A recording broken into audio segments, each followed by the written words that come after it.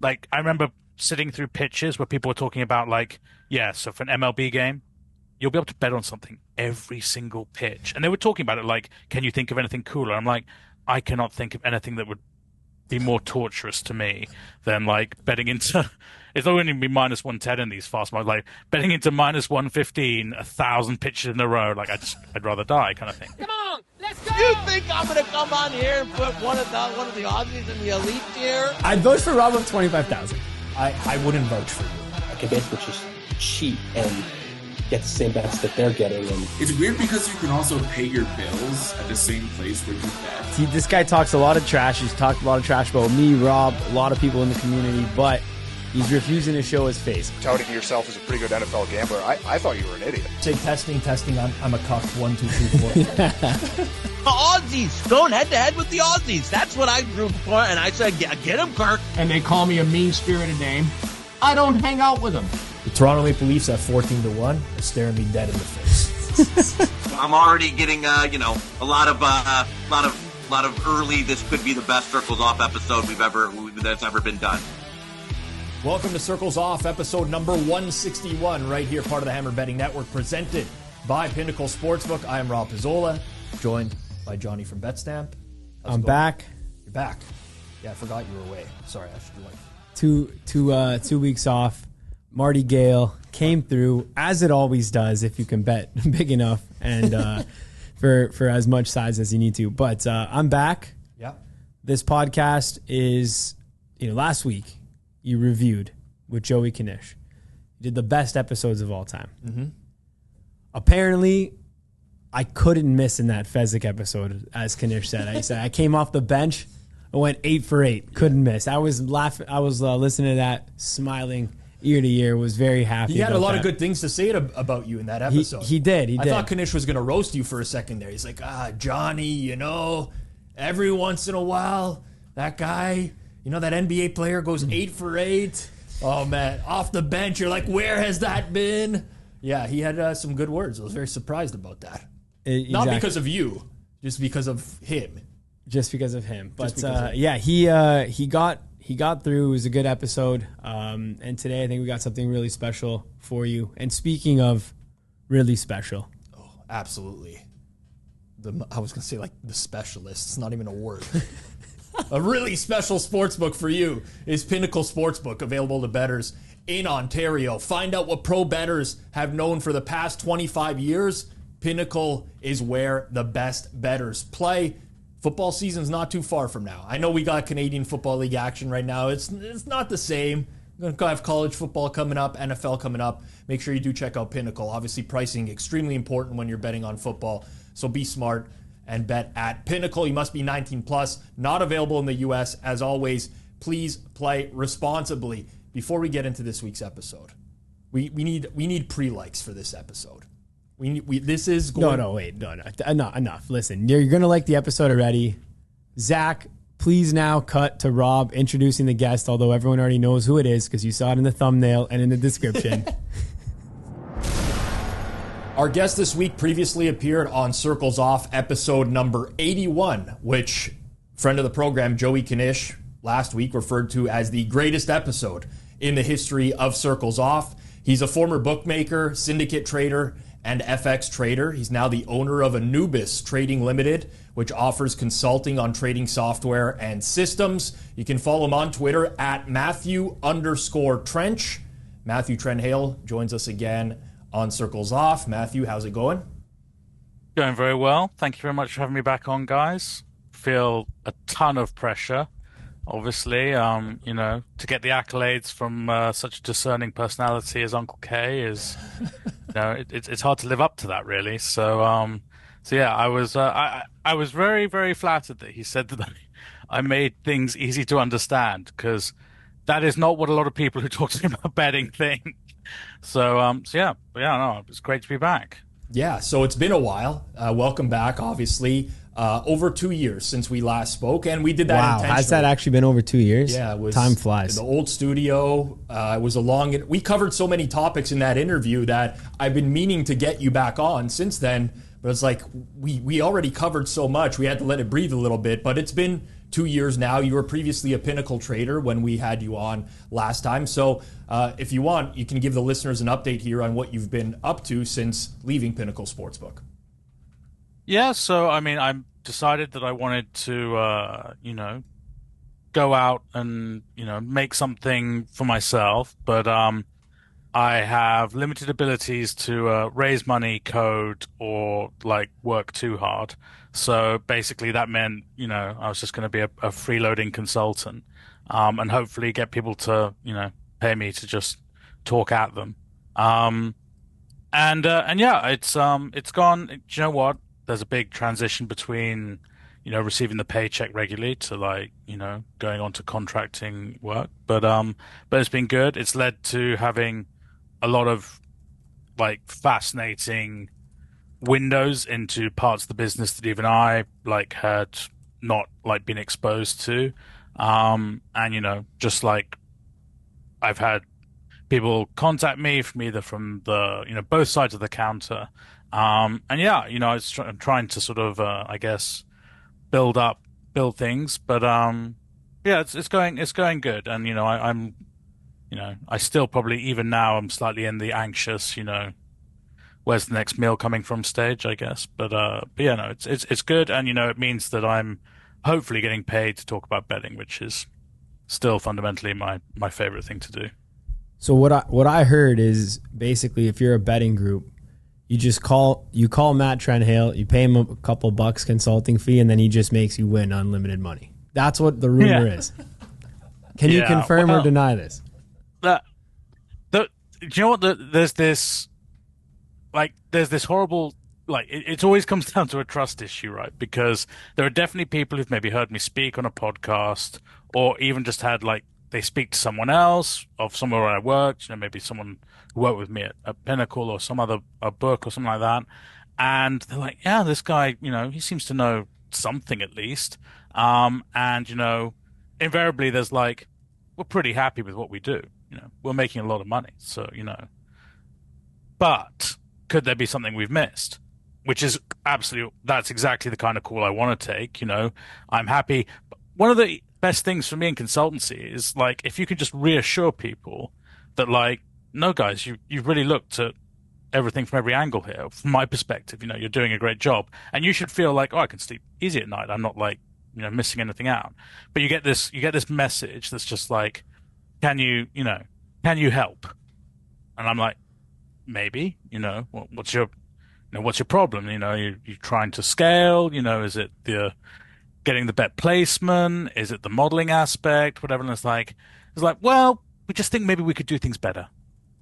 And you're like, again, so it's just, but I appreciate at the same time, if someone just says to me like, oh, we're thinking of moving like from a Monte Carlo to a Markov chain for this, but we're not sure whether it's going to pay off the dividends. Like, it's like no one wants to be saying that conversation to someone unless they, implicitly trust. And, like betting syndicate NDAs are probably worth, not a huge amount, I'd imagine, so it's kind of like, there's definitely that kind of trust issue. But I back myself to, if not provide you with, possibly new ideas, I do back myself to at least be able to say, give you the confidence that I have experience of a lot of failures is the reality.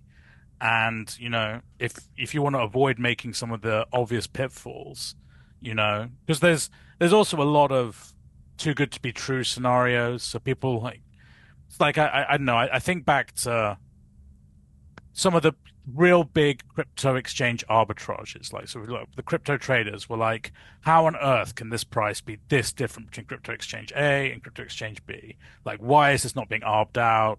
How can the price difference be so big on Bitcoin? And it, when you dug into the weeds of it, it turned out that it was absolutely impossible to get it out of this Korean exchange or whatever, and so people would sort of like be like, oh, okay, that's why that can exist. Now, if someone came to me with the equivalent for sports betting, I like to be able to say, well, A, yeah, you know what? The reason that can still happen though is because whatever reason, those numbers aren't real. The book holds your money. People have tried, whatever it may be. Or I can say, in rare occasions, I might say, look, no one's done it yet, but if I was to do it, this is potentially how you could get it over the line, kind of thing. So, but a lot of the times I feel like there's value just in like people have always thought like, I wish we should be doing this. Why aren't we doing this? The fear of leaving the FOMO effect of like, have I left money on the table is super real because syndicates know that kind of like, it's hard to think of syndicates that have been around for like 30 years. They all feel probably like they're on finite time. Like, how long can we get, as much money out the market as possible? And so, you don't want to kind of be like, the people who are doing this at sort of scale and super seriously, they're always looking for like extra areas that they can basically deploy capital and try and generate, any sort of ROI anywhere. And so, like, I think that it's entirely reasonable to be worried, like, am I not doing enough with the resources I have? With your Anubis business, what's the breakdown of clientele right now? Like, are you working mainly with other sportsbooks that'll reach out to you? Is it syndicates or individual traders? What does that breakdown look like? So I have had like interactions, phone calls with both sides. Probably both sides of the count, I'd probably say in equal measure. And I'd say that in terms of people who have actually sort of wanted to get the ball rolling and get things working, it's more the bookmaker side. There's still an element of bookmaking. Weirdly, can sometimes still feel like this sort of magic art in a weird sense. People kind of there's not many conventions where like all bookmakers get together and the head of trading from like every different book then chats about like, so how do you deal with this problem? So having someone who's got experience of how different people, solve that particular problem, and sort of bridges that gap. So I'd say like, it's very much more skewed to interest to the people who've actually gone and like sort of committed to sort of working with me, very much skewed more towards the book side than it has been the better side. But I remain open to both sides. How do you rep the book and the better? So you just rep the book and then. So are there any bettors that are betting into those books you're repping? Well, that's like a good question. So in terms of like, I said to myself like, it would be like if there was, let's say there was a betting group that were competing in the same identical space, like let's say there was a group and they were both, let's use Rob's passion, let's say they were both two groups betting NHL. They wanted to know more about, how to use like, I don't know, computer vision motion capture of NHL feeds to create their own like expected goals or whatever like that. It'd be like, well, I can't work with two people, so we just have to make a decision. If by weird chance two people ask me this at the same time, it's probably first come first serve, or referral. A lot of these, just in the same way, like working with betting partners or anything, a lot of it's still done on word of mouth, and you call some guy and it's like, oh, these guys people work good to work with, kind of thing. But yeah, so I would try very much to have no overlapping, no one who is competing for the same lunch on the betting syndicate side, which undoubtedly limits the pool, but I think is better for me. Now, in terms of, syndicate versus like bookmaker or better versus bookmaker, I have yet to cross this particular problem because more of the people who are more interested in my bookmaking experience are more in the we want to try and take bets category. And weirdly, like the questions I've had from like, people maybe call like recreational books or whatever, the questions have like not been so much about. I've yet to be asked the question, how would you limit players, or how would you stop players? Like, interestingly enough, it's been more sort of modeling stuff. I suppose my time with like Mustard, maybe people sort of more talking about like how to build out products for people to bet on. It's been more about that side of things than like, so tell us how to catch, bonus abuse, or tell us how to catch that kind of, that has yet to come up.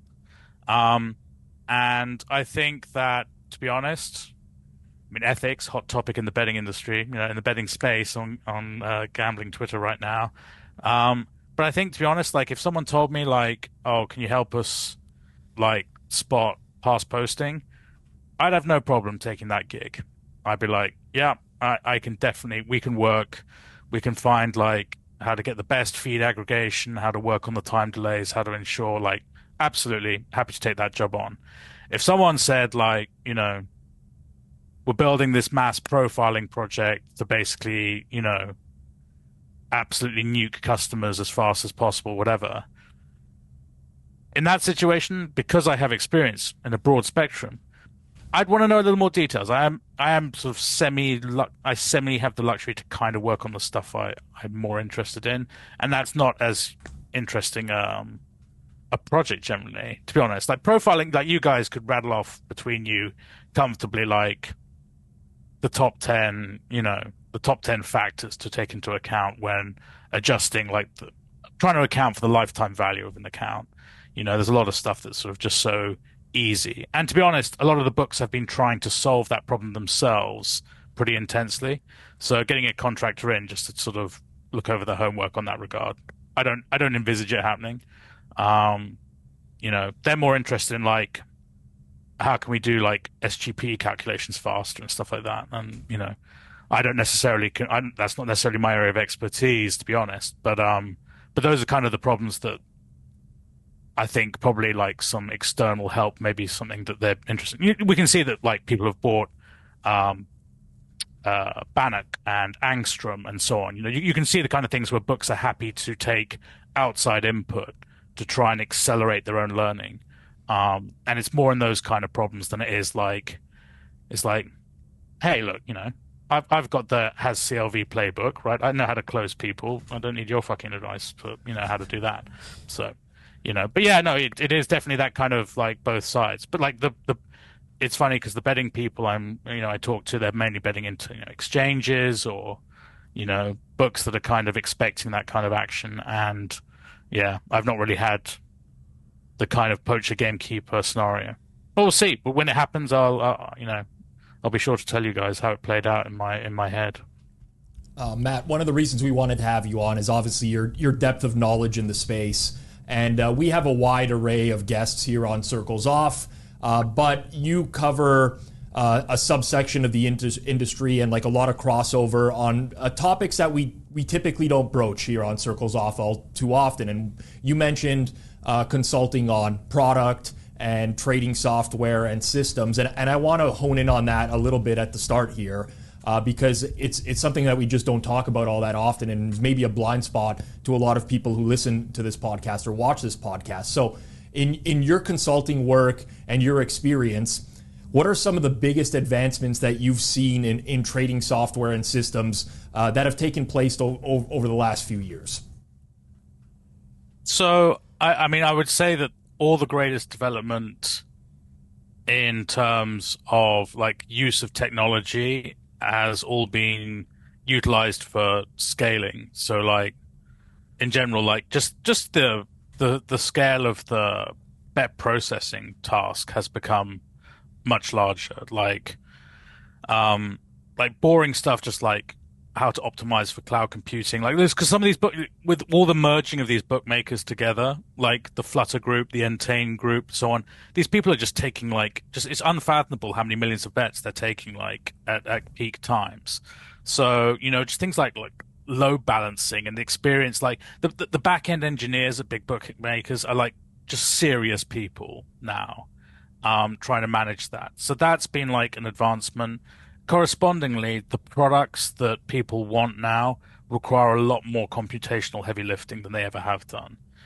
We transitioned to live. Live requires this amount of updates per, I remember like once upon a time, like in soccer matches, like it would be every 1 minute. Right.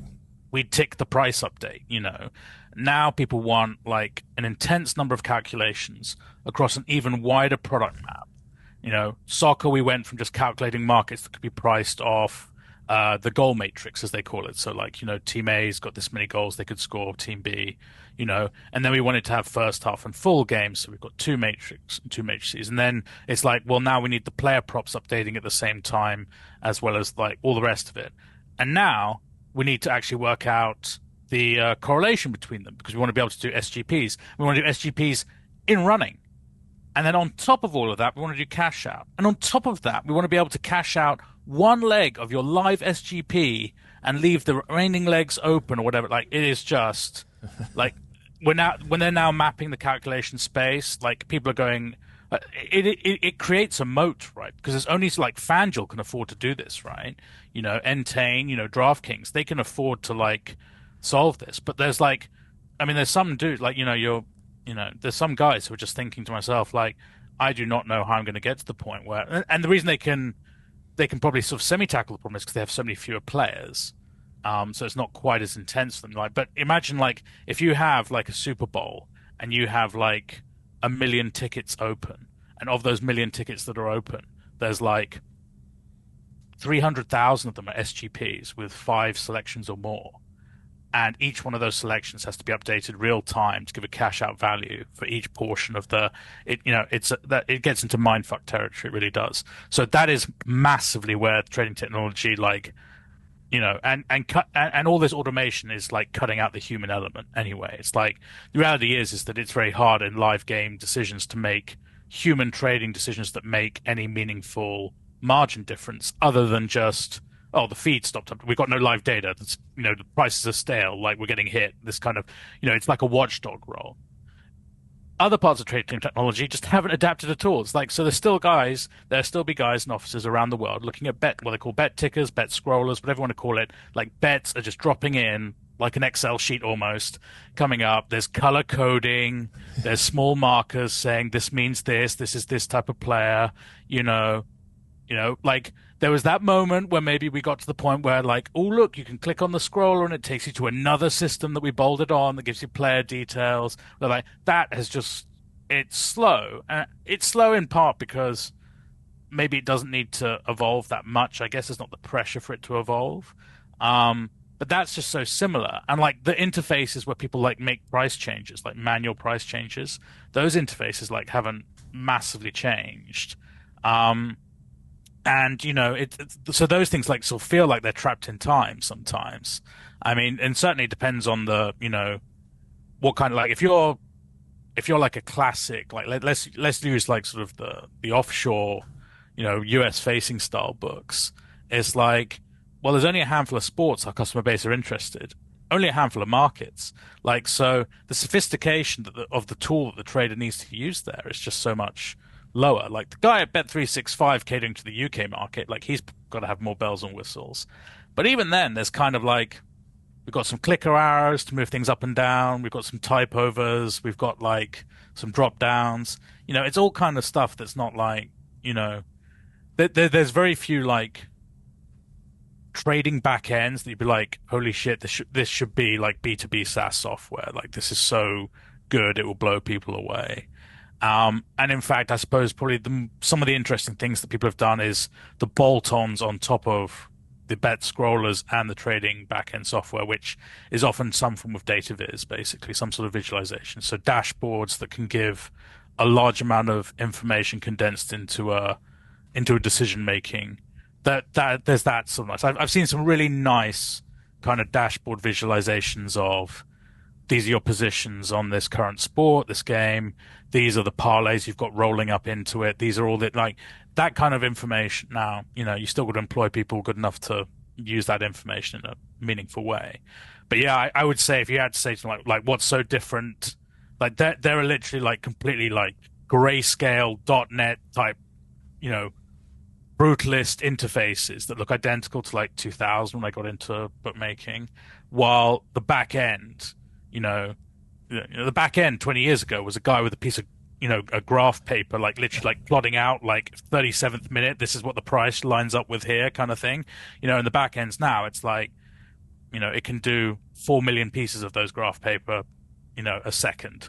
So, you know, that's definitely where the quantum, well, nothing's a quantum leap in bookmaking, but you know what I mean? Like, that's where the big jump's been made, definitely. Yeah, well, I mean, certainly there's been a massive acceleration on that in recent years. And that's like the consumer expectation now is very different than what it was even 5 years ago.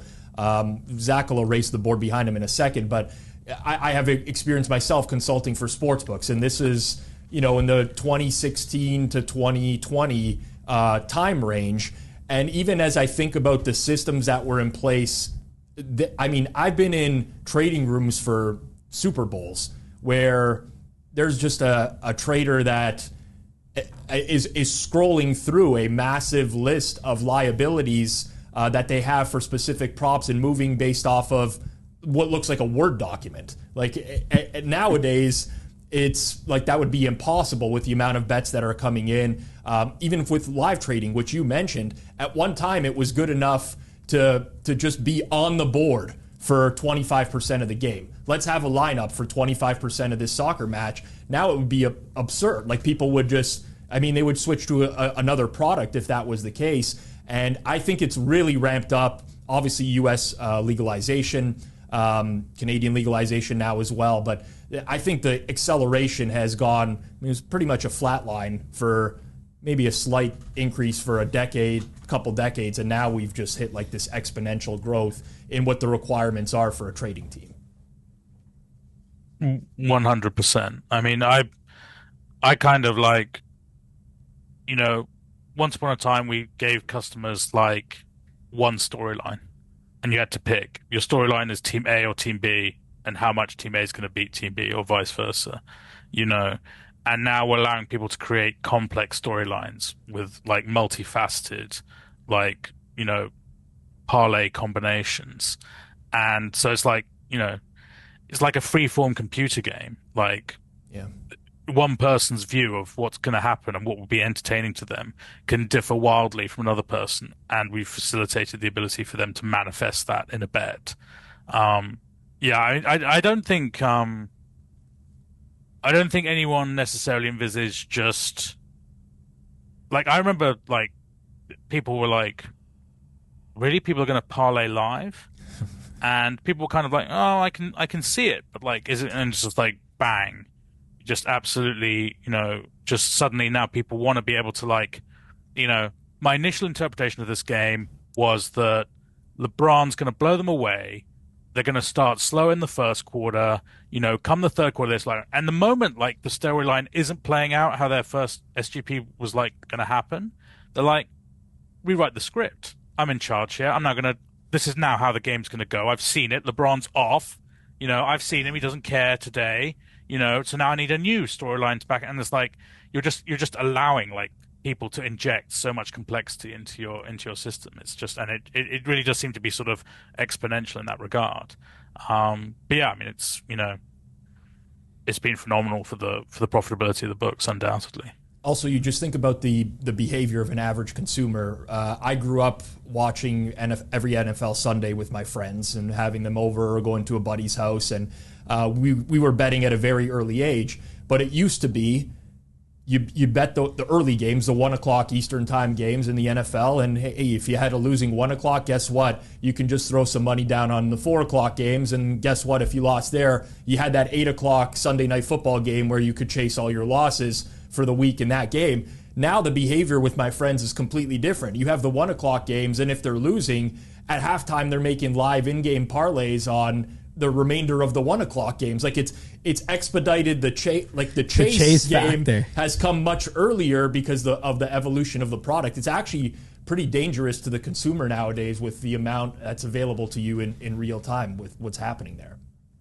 Do you think though, if the current product landscape existed when you started betting, do you think you would have been $110 to win 100 multiple games? Or do you think you would have been one SGP $10 to win like $500?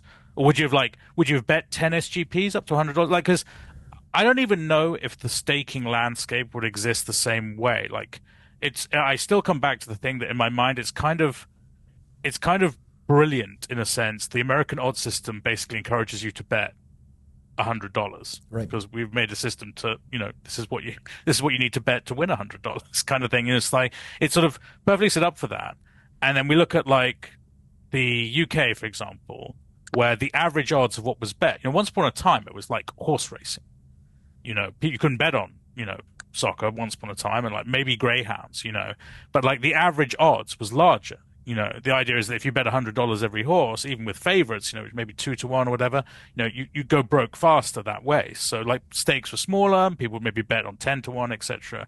So like culturally, have evolved to stake according to sort of the risk parameters that exist.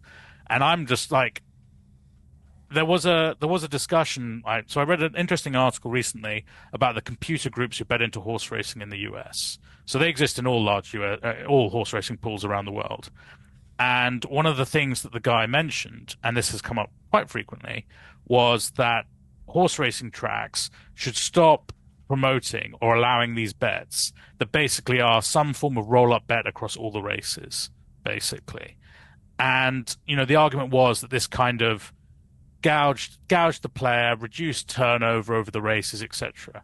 And I'm like, you're kind of taking away one of the most fun bets. If you go like taking away the lottery bets is and US horse racing is like all, like most horse racing jurisdictions, not all, no, some it's still very healthy, but a lot of horse racing jurisdictions around the world are suffering with lack of popularity in the product. And I thought, you're going to get new people into the gate and tell them that 6 race, multiple bet, we don't do that anymore because it used to gouge people 40%, or people perceive it to gouge, Anyway, but I'm like, it's the same with people. Like, I see the argument a lot about SGPs, people talking about, like, look at the margin on this, it's just crushing the customers or whatever.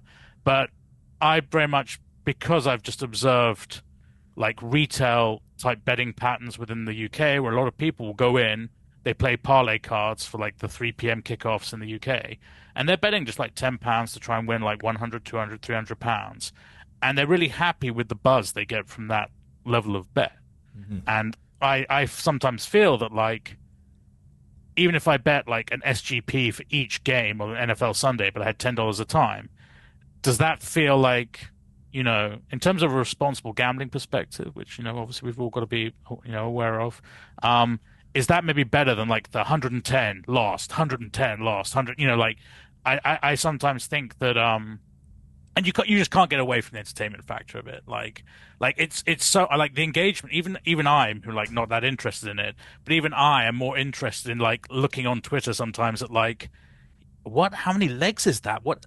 My God, like there's like 8 green ticks down a long list of things that have happened. Like, it's literally like the guy has like predicted exactly how the game will play out to the finest detail. Yeah. And I'm kind of like, oh wow, and like that is kind of mental that you can like literally, and of course, 1 billion people do this.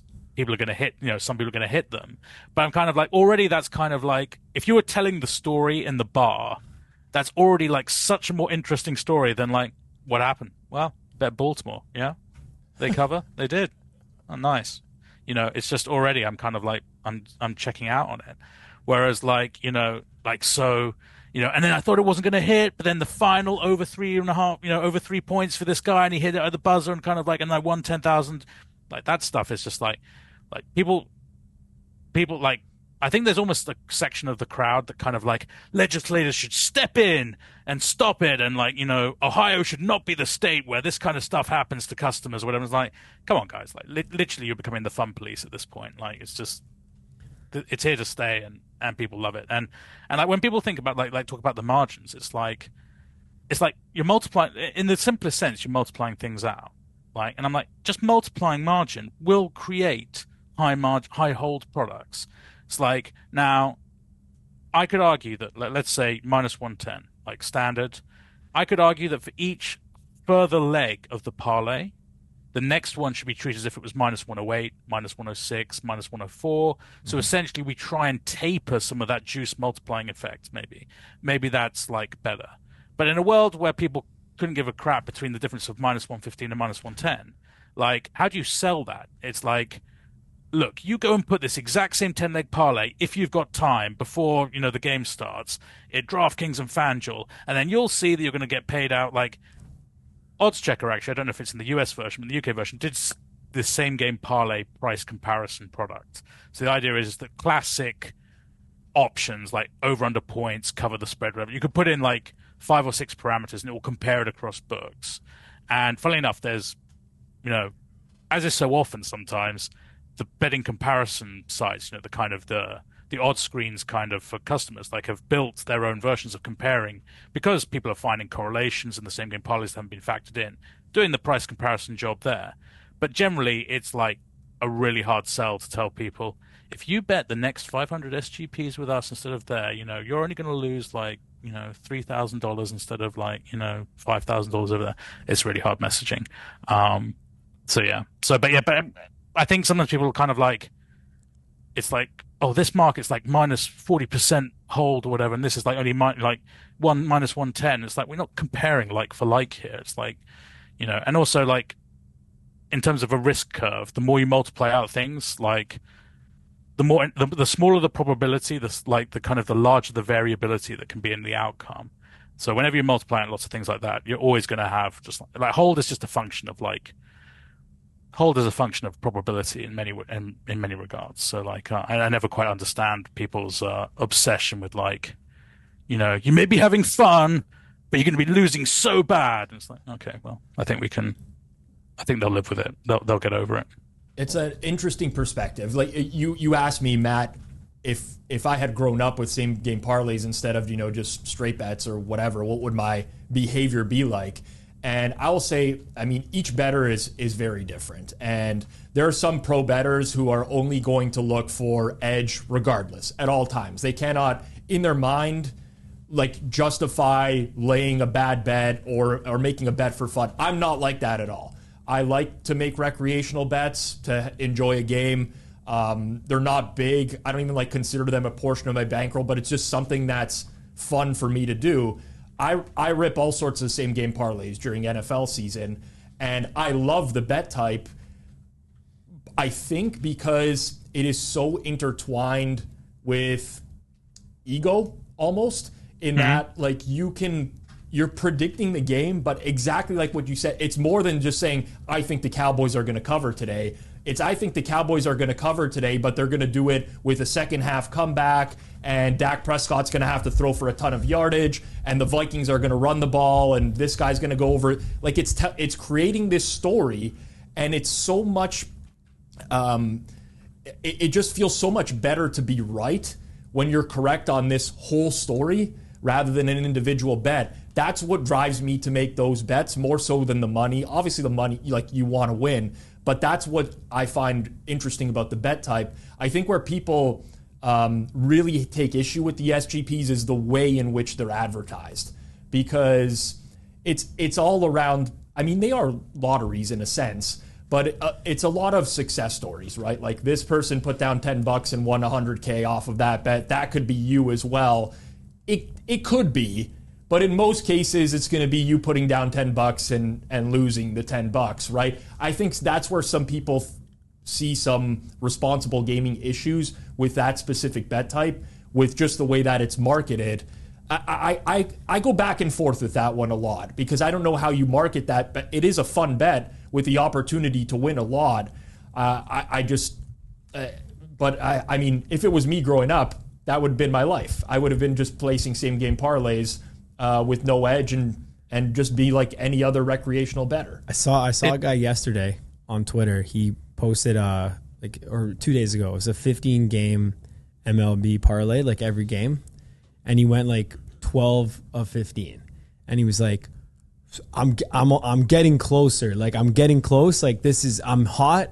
Tomorrow I'm gonna hit, and it's like, it doesn't matter. You know what I mean? But it's crazy, because if you really think of it, he was still so far away from winning that parlay. Right. And a lot of times people put in they'll go 4 or 5 on a parlay, but the last leg loses, and it's like a plus 800, and you're like, okay, well, you were so far away from hitting that. It was not really by a hair. You weren't 50-50. Yeah, you hit all your minus 1,000s, and you threw a plus 800 at the end that lost. Yeah, I like the SGP is a good format. Personally, I do like it. I think most people just want a low risk for a high payout. It's like, Matt, for example, if I asked you right now, hey, let's play a randomizer, and if I win, you pay me 100,000, and if I lose, I'll pay you $1. You're probably gonna be like, nah, fuck that. It's not worth the stress for me to even risk 100,000 to win this $1, even if I have a 50% edge. Exactly. It doesn't really matter to you, right? The average person would never, even 10 grand. If I told you, Rob, let's play, you're not gonna do it. Because you're like, fuck, imagine I lose 10 grand to Johnny on this thing on the air. I'm not for what? For $1? I don't even want the $1. But the average guy would, I'd play you right now. I'd risk $1 for fun. Even if I you had terrible odds. Even if I had terrible odds. I know. And I think that's what people hold on to is like the low risk for the high payout. They're like, whatever, I don't care about this dollar. So like, sure. And a lot of these guys are playing like legitimately for $1, $3. They put $3 to win 10,000, $6 to win 1,000, and it's like, all right, whatever. I lost $6. Yeah. So that's really the value. What's interesting is one of the people often talk about like in the sharp space, it's like the point of betting is to win money. I don't. That's not something I want to go like too down the road. But undoubtedly, one thing that is true across sharps and recs is that part of the appeal is being rewarded for being right. The right factor is huge, and there's undoubtedly like looking like complete Nostradamus, like being right about every single facet of a game. Is like it's just literally is like the galaxy brain meme. Like you just feel like you've done something that's impossible. What I find fascinating is like predicting 8 games on the NFL, like in the spread. Like it's kind of like it's like the meme of the guy with the girl and he's looking over his shoulder at the other girl. It's like literally walking like hitting 8-game NFL parlay on the spreads. Like that's the girl he's walking with. Looking back, there's like hitting 8-game same game parlay. But like I've predicted the rushing yards, the passing yards, all the rest. It's like I'm interested. It's like the same payout, and yet one is just so much cooler in your mind than like the other. Like literally the same. I find that fascinating. And one thing that I got like a little window into recently was that there are some. I don't know how universal this is across all books, but like same game parlays has hit live volume. Yeah. Like people thought live volume was unstoppable. Like, we hit 50-50. We hit 60% live volume, 70% live volume. Like, books were hitting like 85% live volume. Like, this is an unstoppable train. Pretty much people just won't even bet, pre-game anymore. And the same game parlay, like, it brought the fight back. It's like, and there were people going like, why is live volume dropping off? Like, this is a worry. This is like the cash cow. What's happening? But like, and the funny thing is people going like, yeah, I want to be worried, but the margin seems really healthy. And like, literally people just like, processed and put 2 and 2 together. It's like, oh, people literally have a bet for the whole game. They have a bet for the whole game, so they don't have to like stare. And you know what's like this will sound like overly like pathetic and over romancing, but I'm like, I love the idea that people are actually watching the damn game rather than watching their phone, looking at the odds update on their phone. I love it if there's more people out there who are chasing ridiculous same-game parlays and enjoying the actual sport and cheering every three-pointer and all the rest of it. Like, I sound like a sucker, but that is more fun to me than the idea. Because, like this whole trend towards, like, the micro-market, like, that to me is just so brutally dumb. Like, I hate the, like, I remember sitting through pitches where people were talking about, like, yeah, so for an MLB game, you'll be able to bet on something every single pitch. And they were talking about it like, can you think of anything cooler? I'm like, I cannot think of anything that would be more torturous to me than like betting into, it's not going to be minus 110 in these fast markets, like betting into minus 115, 1,000 pitches in a row. Like I'd rather die kind of thing. And those markets like genuinely, because I don't care what anyone says, like, is this next pitch going to be a strikeout or not? I just don't think it's an interesting proposition. So really they need to lean heavily on gamification in the apps and the websites to make them attractive. And then we get into slot mechanics. To make those markets actually anything other than the piece of shit that I think they are, they've got to have some kind of like, I'm surprised, like if you hit one, like little gold coins don't rain down on the screen yet telling you like, congratulations guy. Like that is like, and all power to people like I've read like the attention economy and these kind of, I've read like all the tricks people do to get you glued to this stuff.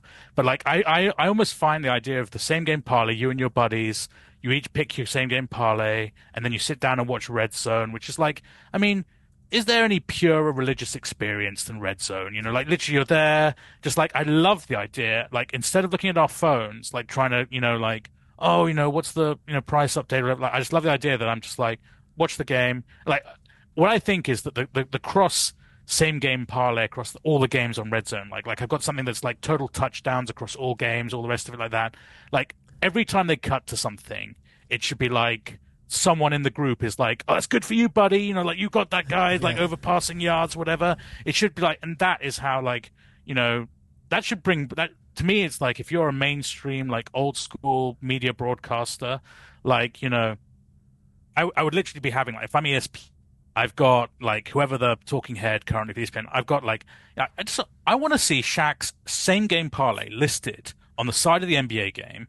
And as each one hits, I want a big green tick to appear on the side of the bar. So then find like if Shaq wins, we all win, whatever. And like it just be, tremendous.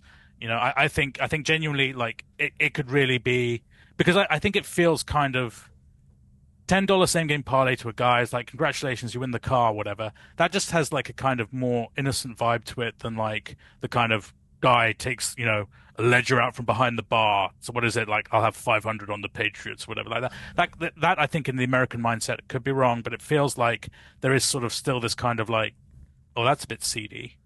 But like, buying lottery tickets, like no one ever like going back to like the advertising of the lottery, like the Euro Millions. So like the largest, like it's like the Powerball for Europe, like UK, like all the countries, like all the tickets go into the same thing.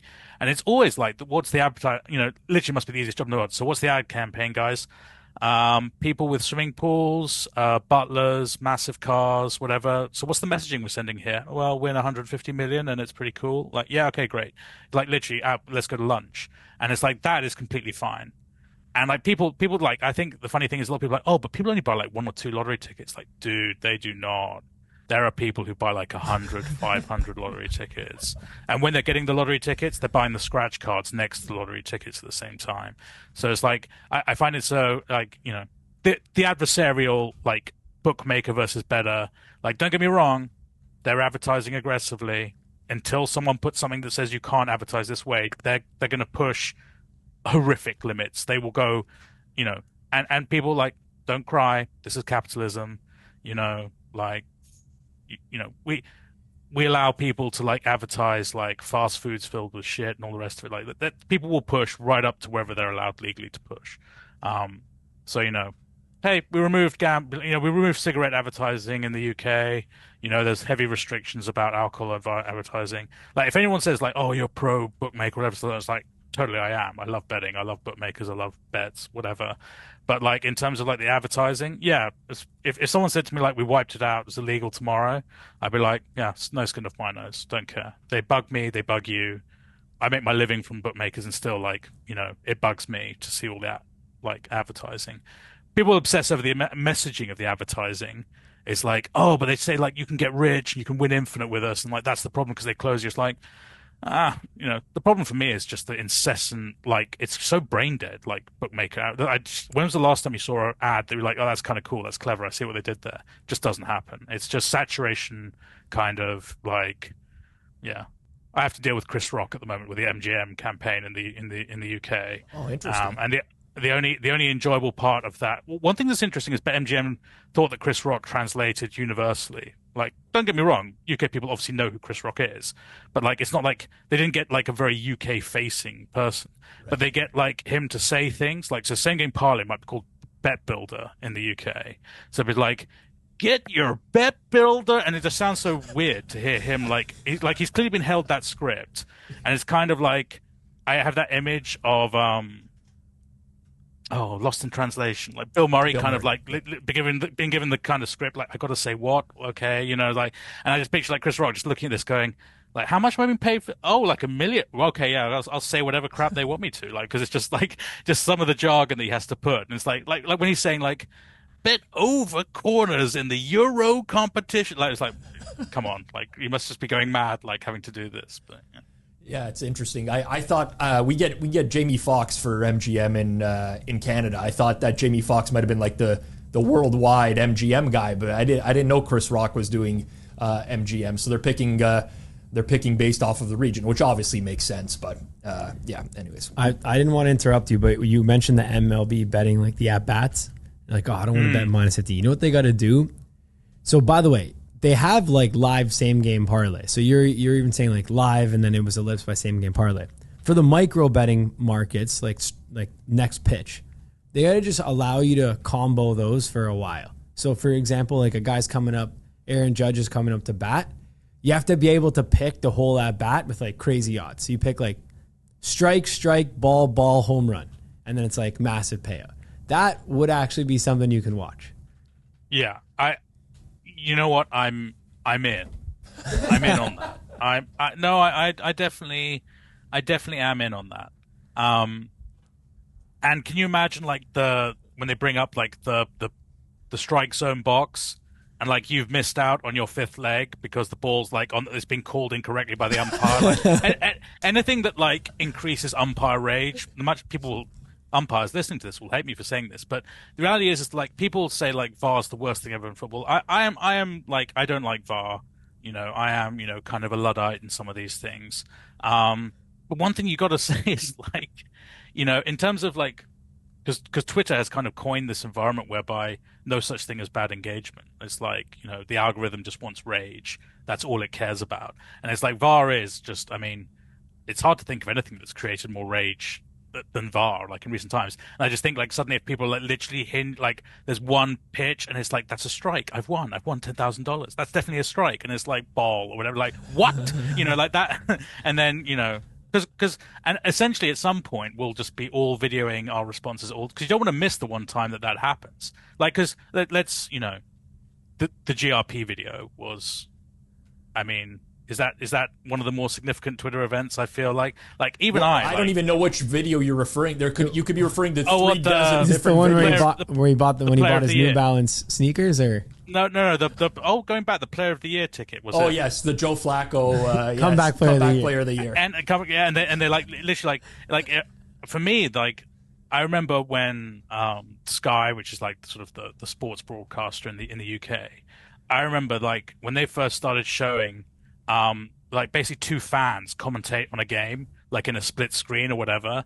And a lot of them would like excruciatingly boring or cringe, but sometimes you get to like guys like, oh, these guys are going to be amusing because it'd be one fan from each team kind of thing. And it's like, if someone like if I was like on TikTok or whatever, and it was like, here's like the 100 worst bad beats, like slow-mos of the faces as they go down kind of thing. I'd be like, I definitely would be stuck on there for at least a little bit, because just the number of times where like, the problem is, you'd have that reel, and you know what? You'd then have like another reel of people who'd be like, and then I cashed out, and it just so happens that the next one would have been the losing bet. So, clever me, like this guy, I could just see. But yeah, like at some point we'll need to, it'll be like Big Brother, like people literally have cameras on their home. Like at any point I could do something that's engagement worthy. I just got to capture it, but yeah. But yeah, no, I do like the idea of being able to call a hole at bat. That would be, and that's doable, right? That's definitely within the realms of calculations. That would be good. With these particular bet types, Matt, do you think that there's any concern to the sportsbook from a retention point of view? So I've had this conversation with some other people. They'll remain anonymous. I don't want to use their names right now. But on the topic of what will retention look like a couple years from now? And one of the hypotheses is that, well, people were so used to betting these straight wagers, which whatever, you lose 5% at a time. And now they're betting into markets where, okay, every dollar you put in, you're losing 15, 20 cents at a time. And it's all fun and games now. But eventually, at some point, people will look back and be like, well, I can't keep making these types of bets because I'm losing my money so quickly. Do you think that there's a legitimate argument that, okay, this is great now, it's building a lot of entertainment, but we might reach some capacity in a couple years where people are just like, I'm actually just done with this because I'm losing my money way too quickly? So, right. So one thing is I have to assume some change. Like, so if I deposit $500 into a sports book, one guy's betting 5 straights and I'm betting maybe 50 different, I've got to assume that like any extra holds, that I'm losing by doing SGPs, I may be getting more bang for my buck generally by betting more small things. Now, you may be the guy who's like, I'm betting 10 SGPs today, $100, deposit $100 more. And it may be that they're equalizing, but I'd say that in general, in terms of time frame, maybe the SGP guy is taking longer to burn through that $500 than the straights guy. Now, in terms of like him not taking longer to get the satisfaction hit of having hit a bet, well, the beautiful is that we're no longer alone ever, are we? We're always only 1 second away from some inspiration. So because we all bet collectively now via social media, like I will know a guy who hit a big one. Because, like, got to remember, like, the people who play parlay cards week in, week out, very unlikely to hit, the parlay cards. And they kept on playing them. Like, everyone's got, like, a dad or an uncle or a friend or whatever who's, like, played parlay cards every week of their life, their entire lives. And, like, they've hit very few, but they still come back and play them. So for me, like, as long as the content marketing around the space is always revolving around highlighting people who hit the jackpot, there's an element of, you'll never... It's like people who, to a degree, it's funny because everyone goes to, like, let's say there's people who fly to Vegas every year, right? And they take a certain amount and they're pretty confident that, like, yes, maybe they come back from a trip where they broke even, but a lot of the times they go have a great time and spend it.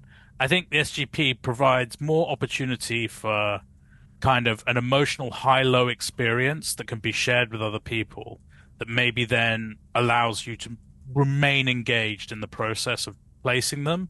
And, like, if it's just you and a bunch of buddies, you've got the WhatsApp group, Telegram with you, whatever, someone posts it, one leg of the parlay away from hitting it, and then you're in on it. And, like, you're like, I got to get to, where can I find a way to watch this game? Because my buddy's about to hit, like, the jackpot or not. You're a good friend, by the way, Matt, because most of my friends, if I post that, they're going to cheer against me. They're going to go, they'll fade you too, and then send you the screenshot. I said I wanted to watch the game. I didn't say which way I was cheering.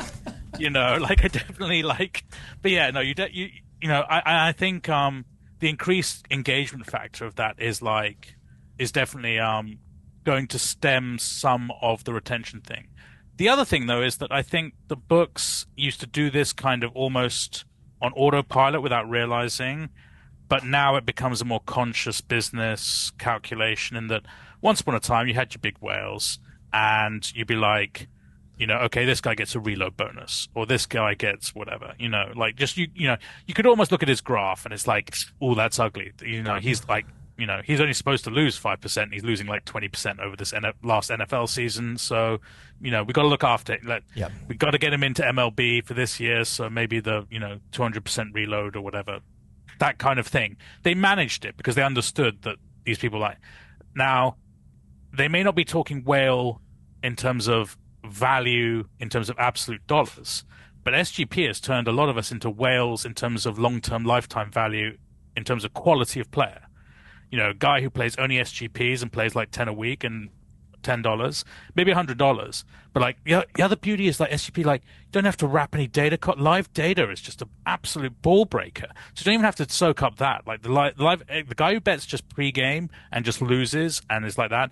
Like he is legitimately like the most valuable player in the book now, apart from the super whale. But so I think there'll be more people who will literally monitor these accounts on a more strict basis and be like, anyone who drops below this line, they're going to see the free bets appear in their inbox. They're going to see like the little extra boosts, like the hyper personalization to ensure that you lose at the required rate, I think is definitely a thing. Like, there'll definitely be people listening to this and be thinking, this is such cynical shit. And it's like, it is big. It's like, that believe me, look at mass farming. There's some cynical shit. But, like to me, it's kind of like there is going to be a point where in terms of these customers are so good, the generosity that you can give them will be far better. And so, like, right now, people are like, you've seen the rush where people are getting crazy bonuses to open accounts or whatever. We'll pivot towards retention, It's like I remember there was a period in the I don't know if it's still like this, Rob, but like with offshore, once upon a time, it was leaned heavily into deposit bonus and then rollover. And then the rollovers got bigger and bigger and bigger. And then someone said, how about if we gave a small bonus on deposit, but a bigger bonus on redeposit? And then that suddenly kind of like people are like, oh, so we see who's good first before then we reward them with like, that definitely felt like a mindset change at some point, particularly in offshore. And I think that mindset right now, customer acquisition is still like in a new place like the States, it's obviously a hyper focus, but long term, I think thinking about how to look after really good players. And once upon a time, a really good player was a guy who would chase losses into Sunday evening on NFL maybe. And now who knows? Like the great player can just be that guy who bets $10. He's the royalty now. Maybe he gets really looked after, but looked after in like small freebie ways rather than, definitely that guy should get the DraftKings cap in the mail. That's definitely the guy you should be looking after, I'd say. Yeah, I think the good player nowadays is considered someone who's highly engaged with the product. So probably a lot of play days over the course of every month, maybe even every day. Multi-product is still got to be pretty huge in the industry, right? If you have someone that's playing both in the sportsbook and the casino, that's got to be viewed as a great player. So I think a lot of like what's viewed as a good player, I don't know that that's evolved a lot over time. Those are probably still things that were looked at before, but yeah, I'm just curious because the landscape is changing so drastically all the time, and we're like in a new era now where we don't know what these new bet types, and we don't know how that's affecting. I mean, we have some data on how that's affecting behavior over the past 1 or 2 years, but we don't know what the long-term effects of that are. So I'm very interested in hearing all these different hypotheses on potentially where we could go down the road.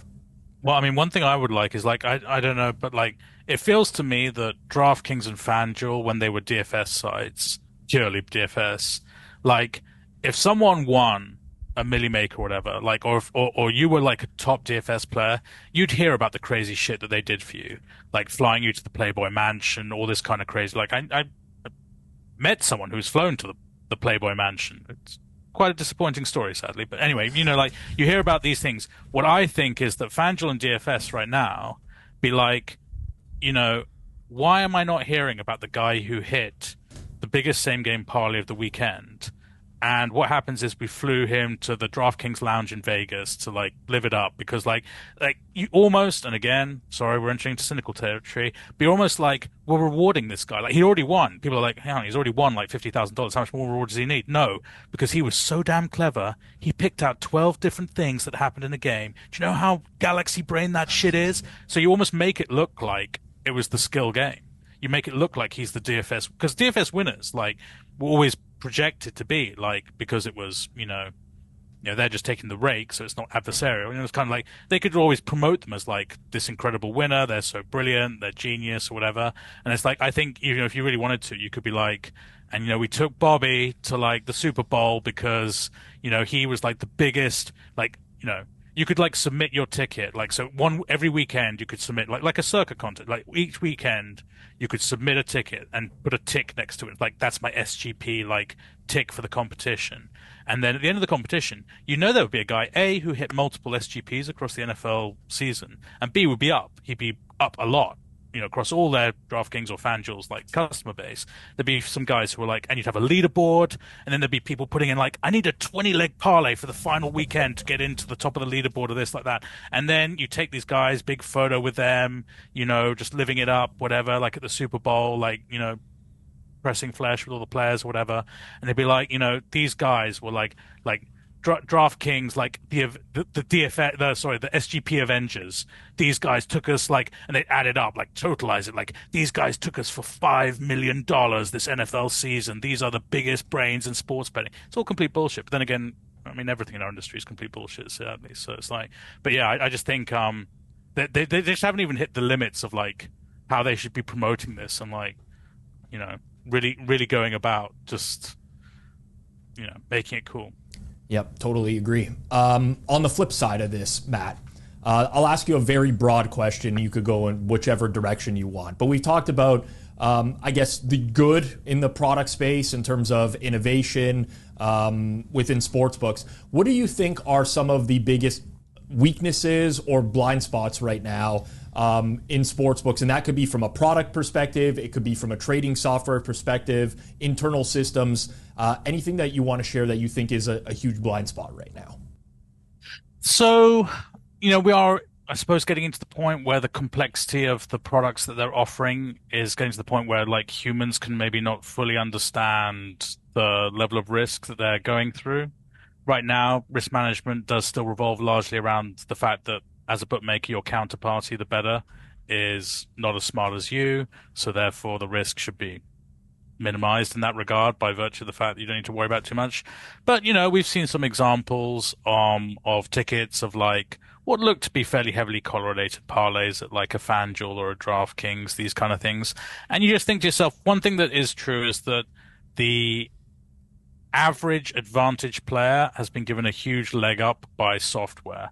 like, those unscrupulous betstamp people and, those unabated people or whatever. But like the resultant is that we now have huge customer bases of bookmakers, and a lot of those customers can then end up using a software tool that directs them to the perceived advantage play or whatever. And if the advantage play is no longer something that's like minus 110, if the advantage play is something that's plus 1200, and enough people bet that, you can build up like meaningful liabilities. I have heard of certain, let's call them leaks, that have yet to be found, costing amounts of money that to a smaller book would be really damaging to the bottom. Like, really, I mean, they're eye-watering amounts of money, but because they've happened at a 365 or a FanDuel or whatever, you're kind of like, it's going to be soaked up. But I think that the observability of these kind of liabilities can sometimes be hard to display in a meaningful real-time way to trading teams. That's probably like the slightly sort of like nerdier thing, I guess, that's sort of, I feel like, not being displayed well enough maybe in bookmakers. But in terms of like, where they're behind, is like it's kind of like everyone who's not producing a product that is at that level of a 365 or a FanDuel, it's like you're behind. You shouldn't really even focus. Like in a strange way, like people might come into me and say like, "Oh, what can you do to help trading and risk management?" And the reality is that if you don't have like the SGP or the all the things, the bells and whistles that people want, it's kind of like building that's going to give you more margin than me telling you that you shouldn't be doing these kind of markets in this fashion or whatever. But yeah, I mean, there's still some like, low-hanging fruit in terms of the way they're doing it. And yeah, I suppose technology just, you need to have technology showing you. There aren't enough, this is super boring. There is not enough watchdog systems. Like, so it's hard to get people to be hyper engaged in trading all the time when there's already such a level of automation. And it's funny because we have bettors who have figured this out, whereby it's like I get a Telegram alert telling me to do something, or I have, a software, I get my notification from my desktop, whatever like that. And so people, like, they don't have to focus, like, hyper focus all the time. They get alerted, they go place the bet somewhere, whatever. And it's like, I think there's a lot of expectations, like, you clock in, buddy, and you stare at those scrollers nonstop for the next 8 hours, and, you catch anything that happens or whatever. And it's like, or maybe we should just be building better systems that notify us in real time of when something could be happening before situations develop. I still think that, like, I will tell people, like, okay, so how do you know if there is, a severe upsurge in a live college football game because maybe the time clock or the feed is slow coming from your provider, and there's like someone else has got a local radio feed in the state maybe, and it's fast and everything, and what's happening is every down you're being pass posted. I've used I haven't actually had that experience, but I've used a very sort of hyper specific example, and they're just kind of like, oh, well, maybe a liability trigger would hit at some point or something like that. And you're like, feel like that's savable dollars there. I feel like we don't need to hit the offline this game because we've hit like minus 50K or whatever. Like, I feel like we could have hit, we could have seen that before, because is it common for that lower division college football game to have that kind of volume? Should there have been a volume spike indication? Did it suddenly get really interesting? Why did it get so interesting? These kind of things. And some people listening to this may be like, oh, yeah, I can see that. And other people may be thinking like, my God, that's the most basic shit ever. And it's like, well, in a world where you broadly print money as a bookmaker, sometimes you do miss the sort of seemingly basic stuff. But yeah, you've got to aggregate absolute load of, again, boring. You need such incredible databases now to, you've got so much player data, real time, sports update data. The data lake warehousing of data is like a massive thing that like very few people have like done really well. Aggregating like 1 million data feeds from different providers. You've got your Bet Radar, your Bet Genius, your IMG, all the rest of it. But like these are like more, yeah. They're probably not for this audience. Probably couldn't give a crap about all that stuff. It's a bit boring. But those are like sort of, I suppose, the just like how do we keep the show on the road at the scale that people want is like a big part. And like if we're going to have a product that's at this scale, like you can't just have like your shopping mall with like Paul Blart, like your one guy looking for, you need a way, you need to give people the tools to monitor that huge attack surface area that you're presenting to the world. And do it like, it's got to be done not in a kind of like staring at individual bets coming in, because essentially what you're doing there is each person will have different filters. Like I can go in a trading room, it'd be like 5 guys with 5 different setups for the same piece of software. You'd be like, okay, oh yeah, he likes it like that. Okay, right, is it good? It's his. It must be terrible. Like literally, guys would joke with each other about like my configuration is the best. Like no one's better than the way I set up my scroll or whatever. And it's like, okay, and it's like, and I literally would ask, like, have you ever gone in a room together to discuss is there an optimal here? Like, no. Like, well, it's almost like touching another guy's fries or whatever. It's like I would not tell him how to set up his like scroller, that's his business kind of thing. So I feel like providing people better ways to be alerted and to react to information that's beyond just what we were doing in 99 almost would be a step up.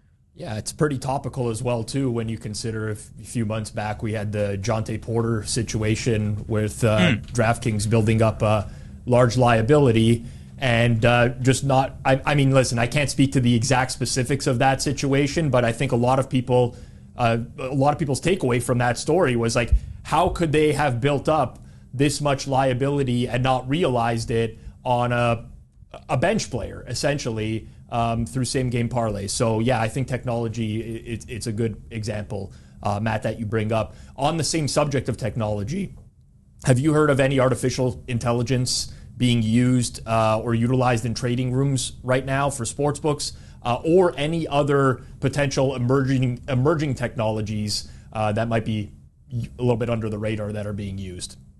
Yeah, I mean, so I mean, when we say artificial intelligence, what we mean is machine learning, really. When we say machine learning, looking for meaningful patterns within data that can be utilized. Customer profiling is the most obvious thing. Feed in a ton of data points about a customer, get the algorithm to try and tell you like how good of a customer they are. That's like pretty standard practice now. That's sort of where you get probably your best ML machine learning engineers kind of going into, for the same reason, like it all feeds off that, because the same project that determines that will be the same thing that determines when you send your email shot. Like what's got the highest rate of like email opens? Like when do you send it? Do you send it Sunday morning? Like, what color scheme do we use for, like this? Like what gets... all this data gets fed in, and you're just trying to constantly feed it into basic, like, huge data sources that then have machine learning running on it to basically determine, anything from marketing strategy to retention strategy to bonusing to all these things. Like, what do we put on the front page of the website when no one is doing this? Like AI personalization is a phrase that I've heard, like the idea that we will learn what Rob likes to bet on.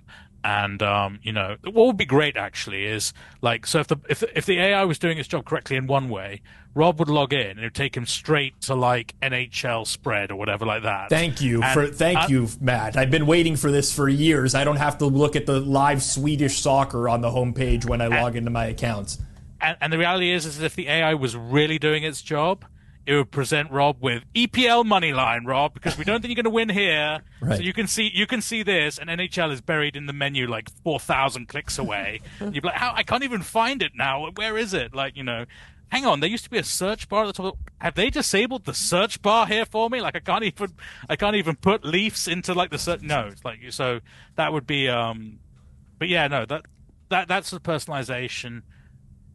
Again, like I think to myself, like, okay, so you want personalization, so you want to kind of have settings that are bespoke for every customer, and you've got over 1 million actives or whatever. It's like I'm starting to think like, ooh, that's kind of costly. especially when we know that everyone just wants to bet the NFL on Sunday. Like, it's kind of, there is that sort of, it sounds cool, it's clever, it is cool and clever, but is it practical when you actually try and execute on it? It's can be a challenging technical thing. But yeah, so like that sort of, is that the use of like how to manage customers from all directions optimally, I guess, because they're the biggest sources of data. Machine learning in terms of building live sports models. Yeah. I mean, I think the reality is that the sports models, like so many of the sports models are just kind of like dressed up white papers from like 10, 15 years ago from like the University of Sydney or, the University of Exeter in England. Like there's just some guy who like said like, this is how I would model this sport at some point. They've then been iterated through another 20 white papers and like they just kind of work and they do the job. The live margins that bookmakers achieve, I think they feel like they've already got it to a pretty good space. Although, what was one of my favorite topics? Like, there was the story about that they use the soccer model for ice hockey. Was that a thing or ice hockey? Yes, remember there was this big was. thing. That was Matt Peralt, I want to say. Yeah. Bostonian versus the book. He had tweeted, I think the Vegas Golden Knights were down in a game, and he said he was live betting them because the algorithms don't properly account for when a team is down because they're using the saw. I believe that's the story. Yes. So I like subsequently, like I've heard like someone told I quite recently someone said to me that they told me like this was absolute fact. They're like, yeah, no, Bet365 initially, like this is way back, like again we're talking like 15 years ago. Yeah, just use the rugby model for NFL, and just let the guy like interpret change the inputs to get. And I was like, come on, that literally feels impossible. Yeah. But then, that one I have no way to verify. But then there are other things I've heard that are so like absolutely cringingly dumb. They're like, but it could, like, this is the great thing about the betting industry does allow you to think it could have happened. Like you can never rule it out because you just hear some just ridiculous things. As a bettor right now, Matt, where would be the place you would look to attack the sports book the most? The easiest. I know we asked you 2 years ago, but where would you look now? So I'm going to come at this from the perspective of if you're betting and you want to do betting, you're looking for a primary source of income, let's say, or even not, like even if it's your side income. But let's say you want to take betting seriously. I think that people who are really taking betting seriously should view it from the perspective of like a professional athlete, in that you have X years of it being good ahead of you. And I would not project further than 10. I would assume that either, crypto collapses maybe, or legislation changes things, or suddenly banks stopped accepting payments from bookmakers, whatever. Assume that there are black swans ahead of you, or just your skill issue will hit at some point. You just can't beat it or whatever. But assume your betting career is going to end far sooner than you maybe think, and project yourself to think, well, what do I want to achieve in that time frame in terms of how much money do I want? What's my escape velocity here? What do I want to walk away from that will make me say that was really worthwhile putting in all that effort into sports betting? And I keep coming back to the fact that when you start assessing betting into making 2% ROI, like minus 110 sides or whatever, and you start to think about just how much volume you have to put through that methodology to get to, this sounds grotesque, say meaningful amount of money, because obviously for some people, $5,000 is a very meaningful amount, whatever. But, if we're talking about someone who's like, I've got to get to $1 million, $2 million, $10 million, whatever, I want to take this much out of this experience. And then you start retrofitting it back as to how much I need to bet and scale my bankroll to, and then bet at this amount and then try and avoid draw. So for me, it's kind of like you've got to dial up the chance of failure, really, because only by taking on more risk can you increase the asymmetric chance of success. And it literally brings us back. I literally look at the sweepstakes products now, and I look at these kind of, player prop parlays and these kind of things. And I look at that and I think to myself, it's got to be parlay orientated. I think it has to be based around something that feels synergistic with the book because they want you to bet those products. You want to hit, you want, because I think back to like all these people who became hyper successful bettors, they all have this breaking point in their story at some point where they hit this exit velocity, where they hit a lot of money. Now, it could just be that they were bankrolled by someone, which is like hitting a big payout in a sense because you got bankrolled. It could be all sorts of different things, but you need some way to break the slow curve. No one wants to do this slow trajectory. You've got to hit like an exponential moment early on. And so to me, like I now see a lot of Twitter content revolving around the sweepstakes sites and these kind of sort of DFS 2.0 or whatever. Like I saw there's a guy who tweets a lot about over under round scores for golfers, and he puts them together in like 4 or 5, and he's kind of basically measuring course difficulty for the day. And he's just assuming, like, he's trying to basically multiply out that small edge across the fact that I think the course is going to play easier or harder. So it's all overs or all unders across several players. And to me, it's like, it's hard, right? Because you're going to go in longer losing runs because of the odds range. But it also, to me, seems to make, A, some of the edges when multiplied out are just so huge. And B, it's like, that is how you will get a meaningful amount of money for sure. If you're persistent and you're diligent and you're disciplined, that is how to make a real amount of money. And there's every chance that like 3 years down the line, you can still be betting into some, like if you find a way to just hit, incredible over NFL quarterback passing yards on the over, like week in, week out. Like the rope you get on that, like a lot of people people like to talk about what's the way to keep my accounts open or whatever. It's like, dude, the only way to keep your accounts open is to do exactly what the book wants you to. Like literally do exactly what the algorithm tells you it wants you to, And like I think once upon a time, just saying focusing on live was enough. Like people were like, but now because live has its own kind of tricky area where there's a lot of people who are like botting the live, they're like literally just like algo botting either live arbitrage or latency between one feed and another feed. Like it's now, even that's become like, if you're going to bet once a game at like the sweet spot, like the perfect pivot point, yeah, you probably get away with that for a while. But again, we want to scale. Like I'm talking to people maybe who listen to this podcast who are like, they've had the betstamp subscription, they've got their, got their unabated, they've done all this. And it's like, and they're just thinking to themselves like, how can I, like, I want retirement money. I may not retire, but I want to really just like rip this to pieces.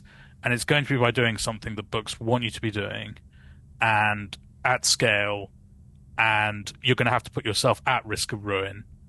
Like, let's disregard this kind of naive sense of like, I bet a percentage of my bankroll so I can't go bust or whatever. It's like, no, like you have to take on some risk in order to really hit the big numbers. Everyone I know who's like literally now sitting pretty and like, doesn't have to work for a living, they all overbet at some point in their career. All of them. A huge percentage of them went bust. Bill Bentner went bust. Went back to America with his tail between his legs, then went back to Hong Kong and then made infinite money. It's like all of these people at some point had an edge that was like big and they overbet it aggressively. And it's like the bloody like plain machine gun outline meme, like survivorship bias meme, like that is just professional gambling. Right. But don't be ashamed of the fact that like there's survivorship bias. Embrace the fact that don't feel bad if you do it for 3 years and didn't make it. Go do something else. There literally are other things. Like sometimes I've never known a group of people who like feel so passionately there's nothing else worth doing than like people who want to be professional gamblers. Like there are a million things, open a coffee shop, do whatever. Like, but I would say that, if you know that you've almost got to be a survivor, then do something that is like spectacular example of survivorship, like, so yeah. So I would maintain that right now, right here, limits are undoubtedly wild for player props compared to the quality of pricing that goes into them. Like, there is no correlation between limits that people like FanDuel and DraftKings are setting and the quality of pricing into those. I know people sort of talking a lot about, like, oh, FanDuel's pretty good. But, like, there is plenty of windows where every single prop is probably the wrong price leading up. Like, there are literally games that, like, you know, you can open an NFL and it stays the same from open to close or whatever. Like, there's just always a point where almost every prop on the board at some point is wrong. And these are markets that we would have done in $200 in America, in the UK, like 10 years ago. And now they're being done for 2K, 3K, whatever. And you can parlay them, and you can find things that are like, you can find like 8 things that are wrong on a given day that you can parlay in size. You know, the NBA guy, you know, was it Jonte Porter? Yeah, he's literally giving you the blueprint. The fact that that bet got through says just how dumb they thought the bet was. Maybe that's one possible argument. You know, he literally has given the blueprint. So find the SGPs or I think SGPs is tough. Like, and I think sometimes people sort of say like this correlation's broken. Like, sometimes the correlation is really obviously broken, but sometimes people get really cute about like, this player's out, so these points are going to go to this guy, the assists will go to this guy, and they talk about it like they're so damn sure. And I'm like, yeah, feels tenuous. Feels like we're just one coaching decision away from your massive negative, massive correlation to be not quite so correlated. But, you know, I would say that there's probably easier low-hanging fruit maybe to just classical parlays. But yeah, it's, you know, literally find what the book's advertising, like, you know, and any sort of anything that's just too important for the book not to just stick its neck out. So, like, I was really obsessing over the Paul Tyson fight because, you know, you could just have stupid sized bets on it. And it's horrible because you know that you could get done on a bloody terms and conditions, or like, oh, the fight didn't end properly or whatever. You know, there's a load of problems with it. But at the same time, you know. This guy saying this on purpose or what? This one. No, I know. This picture right behind me over here brings back very bad memories for Johnny on a fight not ending properly. That was absolutely robbed, Matt. Actually, no, I did. I remember hearing about this. But yeah, so wait, who are you going to bet in Paul versus Tyson? It's still going to happen later in the year. I mean, I've got no idea. But all I know is that when that comes up, if you're serious about betting, I would suggest there'd be a lot of people who would tell me like, oh, you shouldn't be involved in that. Like, don't get me wrong. Like, okay, if you're like Tony Bloom or whatever, yeah, you don't have to get involved with that shit.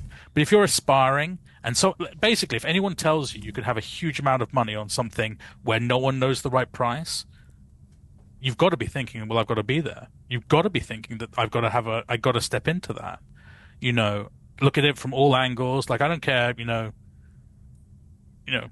I don't care what you do, but like, if you come away with the conclusion that there's no value bet, that's fine, and don't have a bet, that's obviously fine. But in those situations, I feel like you just have to step in. It's like, can you really have, if you're able to bet on elections or political markets in your jurisdiction, when you're literally allowed to have infinite money on something? Now, and we know that these markets are historically have been, I don't even want to talk about efficiency here. There is price volatility. Yep.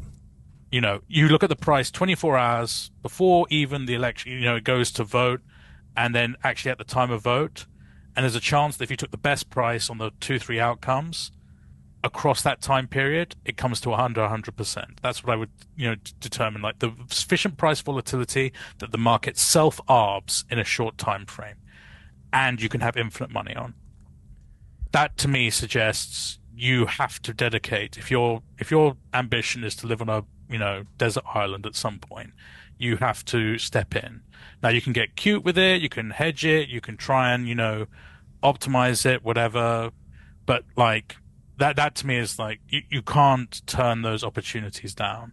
So, and they're uncomfortable, don't get me wrong, you know, they are uncomfortable. You know, the recent, you know, Biden Trump, you know, debate, you know, I had people speaking to me and like back and forth, and it's like literally people saying, I don't know what to do. Like, I don't know, I hold this massive position on Biden, or I hold this Trump, like, you know, I don't know what to do. And I'm thinking to myself, if some of the smartest people I know don't know what to do at this point, you could either say like, well, I'm not as good as them, so I give up. But reality is that, you know, I'm sorry, but I've never met a successful professional book. You know, like, you look at all the people who like did well, very few of them, like, yes, they have humility in some regards, but in many areas they do not. And also, they also know that when there's the opportunity to deploy a huge amount of capital, not get limited, not get your account closed, whatever, it's like you've got to at least put every ounce of your effort into seeing if there is an angle in it before turning it away. So, Matt, what would you say about, let's say, something like Euro Cup? And the reason I say that is, at this point, you mentioned obviously looking for stuff with liquidity, won't limit your account, stuff like that. If you odd shop on Euro, if you compare odds, and you have a variety of like, you know, sharp offshore books, penny, a few other accessible books. Let's say you're in that spot. There are scenarios in which you can essentially have your pick at either side of a game for massive liquidity within, let's say, one penny. Is that something you'd look to attack then, given the liquidity is so high and then the juice is so tight? Is that something you would look to attack or no? well, I mean, again, let's not be coy. If you're in a situation where you can open new accounts, let's say you have a way to get access to new accounts, and Euro, I mean, I guess like PPH kind of things, there's not as much advantage to this, but like if I'm going to open a FanDuel account and I want to genuinely create the perception of a high roller, I probably want to bet every single Euro Cup game on a liquid market with them in the max. So I'm talking again. We're not talking about like the guy on the street here. We're talking about guys who are like building big gambling operations here. They want to pad the FanDuel, right? If you believe in padding or not. But like, I guarantee you that like people sort of think to themselves like, oh, I kind of like build my way up to like the whale stakes to make myself look like a whale. No, whales come in. They don't build them. They don't like, oh, maybe I'll try $500 and bet 50K later. Like right. Whales come in and they just start slamming. So like if I'm like, opening a FanDuel account, maybe in, sort of a economically wealthy area part of the States, and I'm just coming in and I'm max betting, and I can, people are thinking about like, oh, I don't want to have a negative view, but no, screw it. You just max bet every single Euro game, make it look like bet it, 10 minutes to kick off or whatever, max bet all of them, hedge it out if you want, take the, $500 EV loss or whatever, if you want to, or just let it ride. And the reality is that it's sort of a free roll in the sense that if you somehow went on some mad run at 10-minute to kick Euro Cup, wins, and you win, well, great. You've just turned a lot of money into a lot more money. And if you lose, then at least now this, if you're not getting the phone call from the VIP team at some point in that process, then, someone's not doing their job correctly.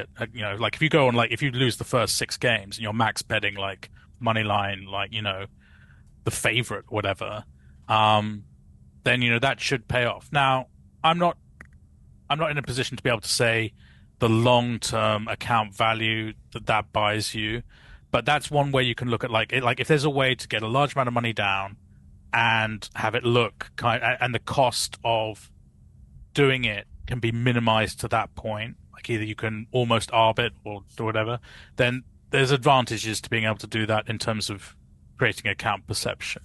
From just the perspective of like, can I bet into 100% market?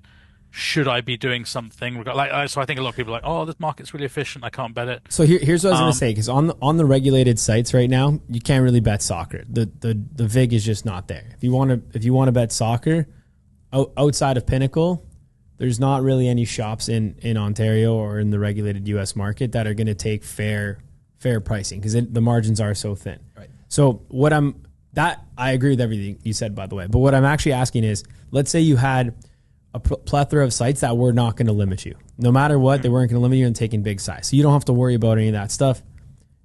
And you could bet soccer at I'll give you a two-way line so it's a little easier, but you have your pick at -127 or +125 for every single game on the board.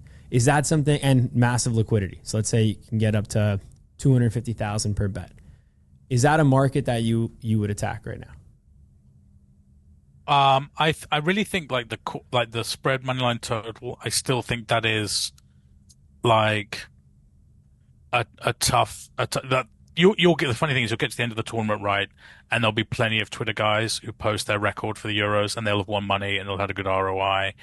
The one thing that never, so always there is potential weakness within futures. I think in big tournaments you can safely attack to qualify from group, to win group, to reach semifinals. All these markets, I think you can get away with a big bet, and it doesn't look terrible as well. And I think there is a sufficient opportunity, price volatility within those markets to make that worthwhile doing. In terms of the game, big limits, it'll always be like the second tier of derivatives. So there's still an element of big tournament football is played in a way that is slightly different to, league football. So there's the element of team can't qualify. So you get these like no effort games potentially.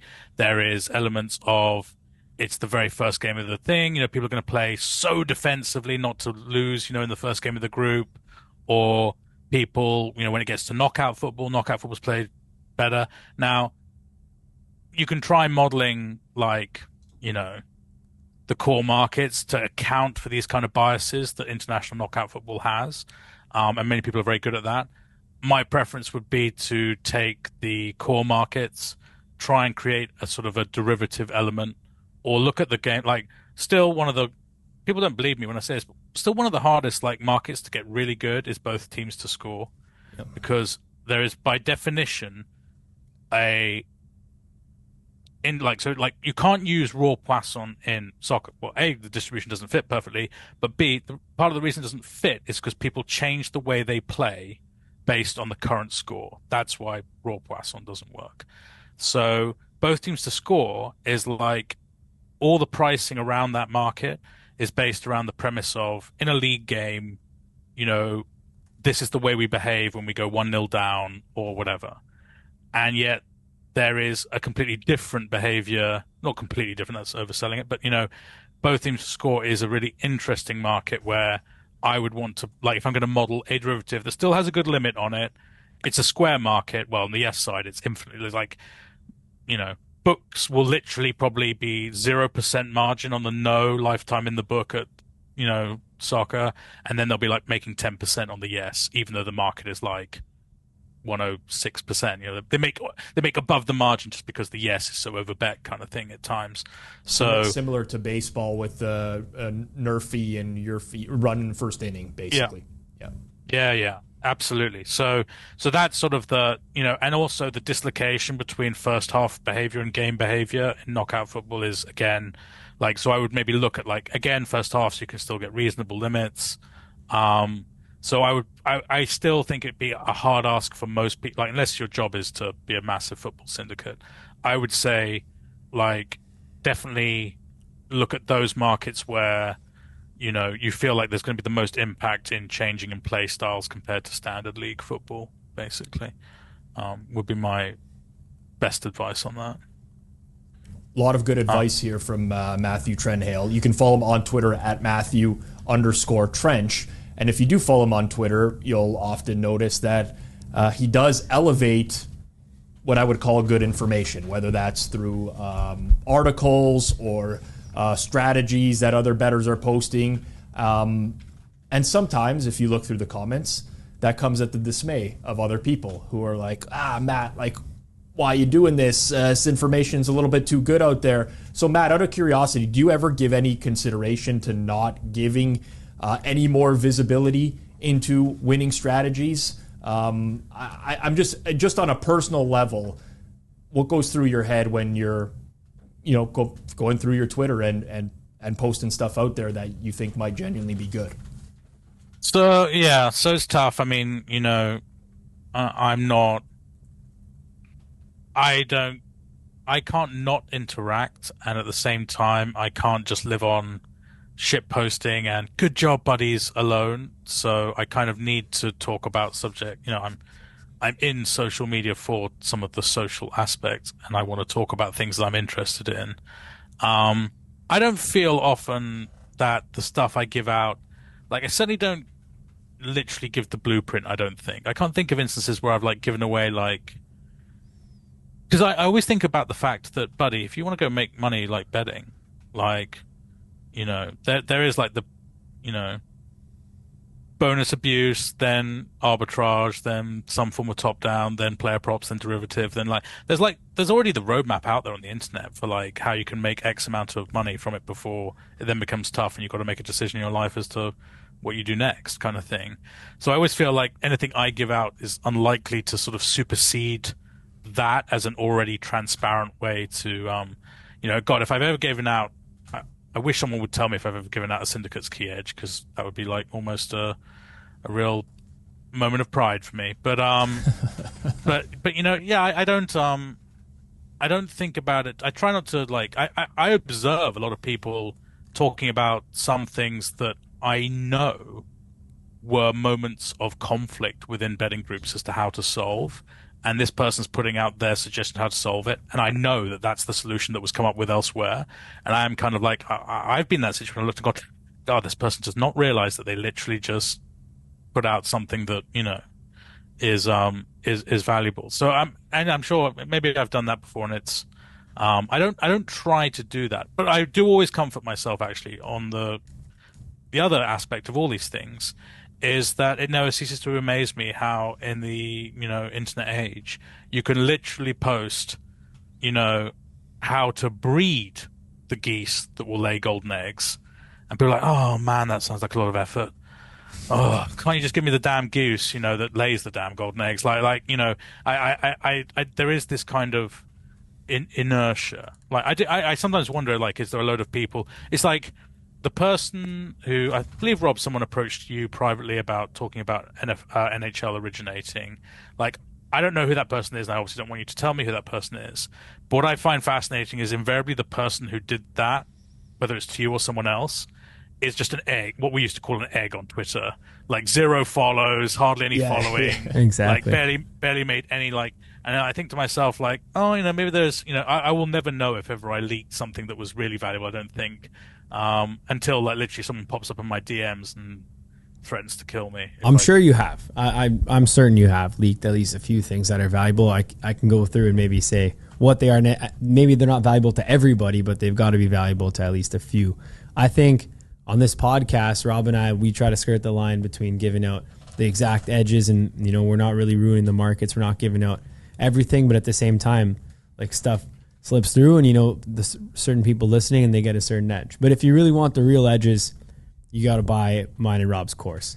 And that's soon. How we're going to teach you guys how all the real edges. But that'll be soon. Yeah, that's an inherent challenge in the space. It's we can preach betting education, but we obviously all want to earn ourselves as well. And you're constantly just trying to maintain that balance. But to your point, Matt, let's just use a random sport, and these are all completely fictional numbers, right? But I could do a 10% ROI betting on the NFL. I don't, but let's say I'm doing a 10% ROI betting on the NFL.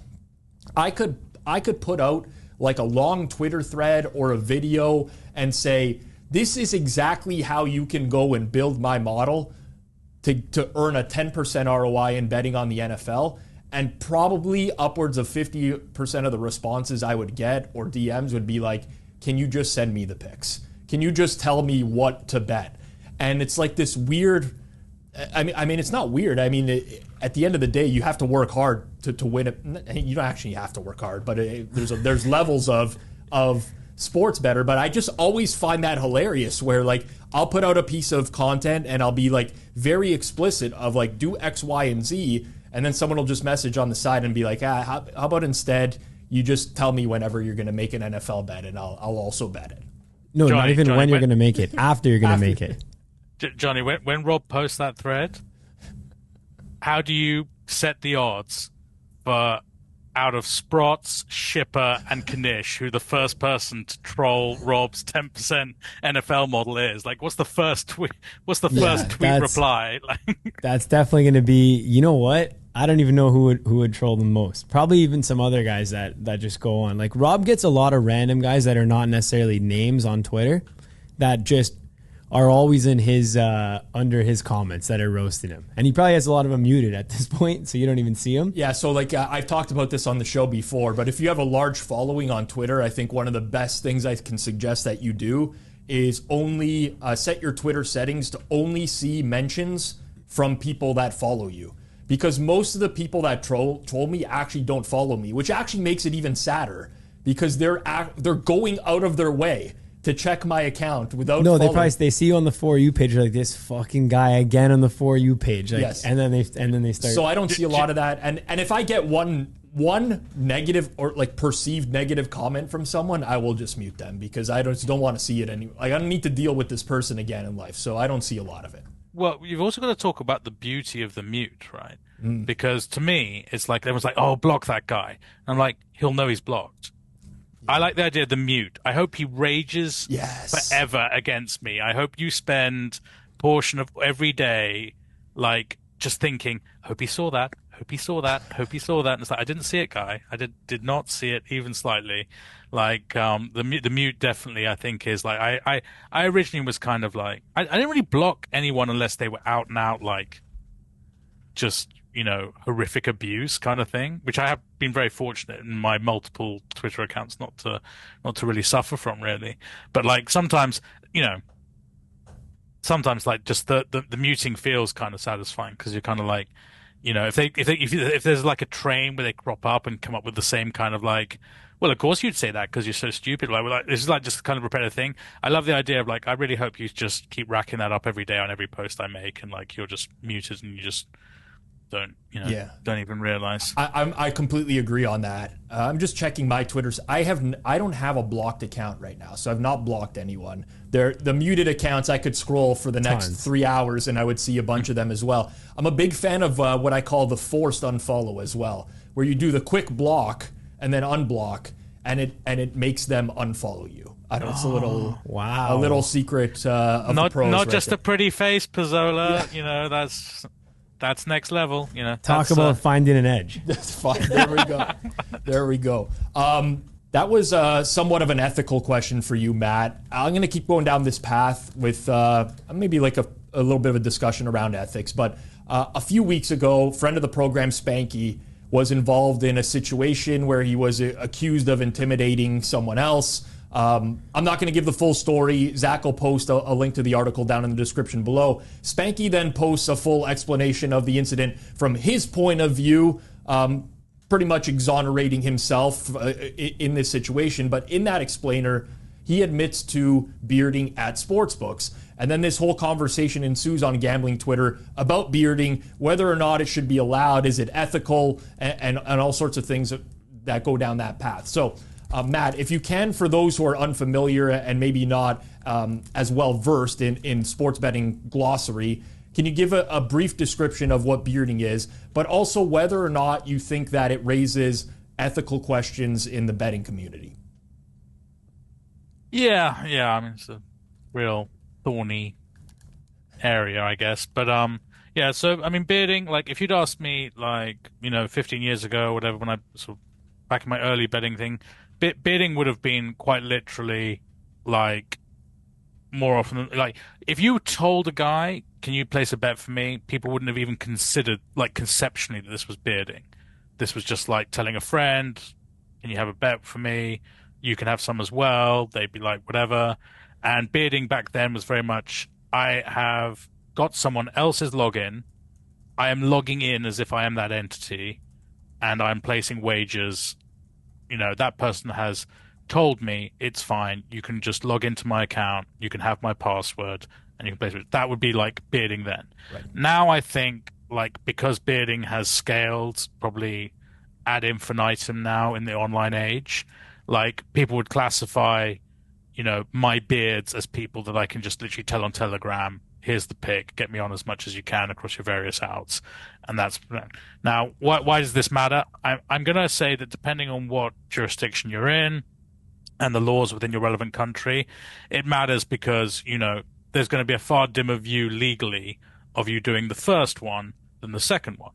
The second one, you can very easily say that essentially I'm a tout service the way I'm paid for my tout picks is by basically revenue share with my customers, you could say. You know, that you know, in terms of ethics, like I think if ever you find yourself, you know, breaking the law, you know, not to get too philosophical, but if there's a social contract with wherever you live, you know, you obey the laws so that you get things, you know, safety provided by your police services, etc. You know, if you buy into that social contract, shouldn't break laws, unethical. There you go. If you're doing something that breaks the law, so if when you look through the terms and conditions of said bookmaker, it says that, you know, logging in, you know, and as a logged in entity, you cannot be someone else, kind of thing. To me, it's like there shouldn't be any sort of debate over this. In the case of Spanky, don't know the details. I'm assuming what's more the case is there's a message to someone, we need to get down this. Can you place the bet? They come back, you know, whatever. Ethics of that. Is this morally? Now, to me, it just kind of falls in like a nothing. Like, so I don't think these people who are like, books behave unethically, therefore it's fair game, I can do whatever I like.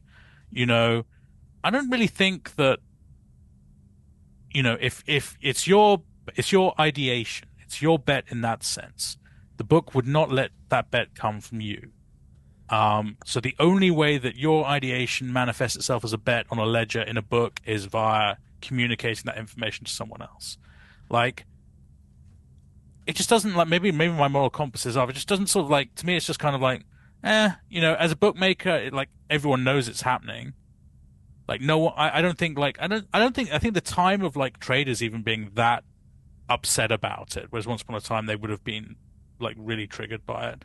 I think even that's kind of disappearing. I think there's almost just like an assumption that a certain percentage of flow into your book at any given time is going to be, you know, from people.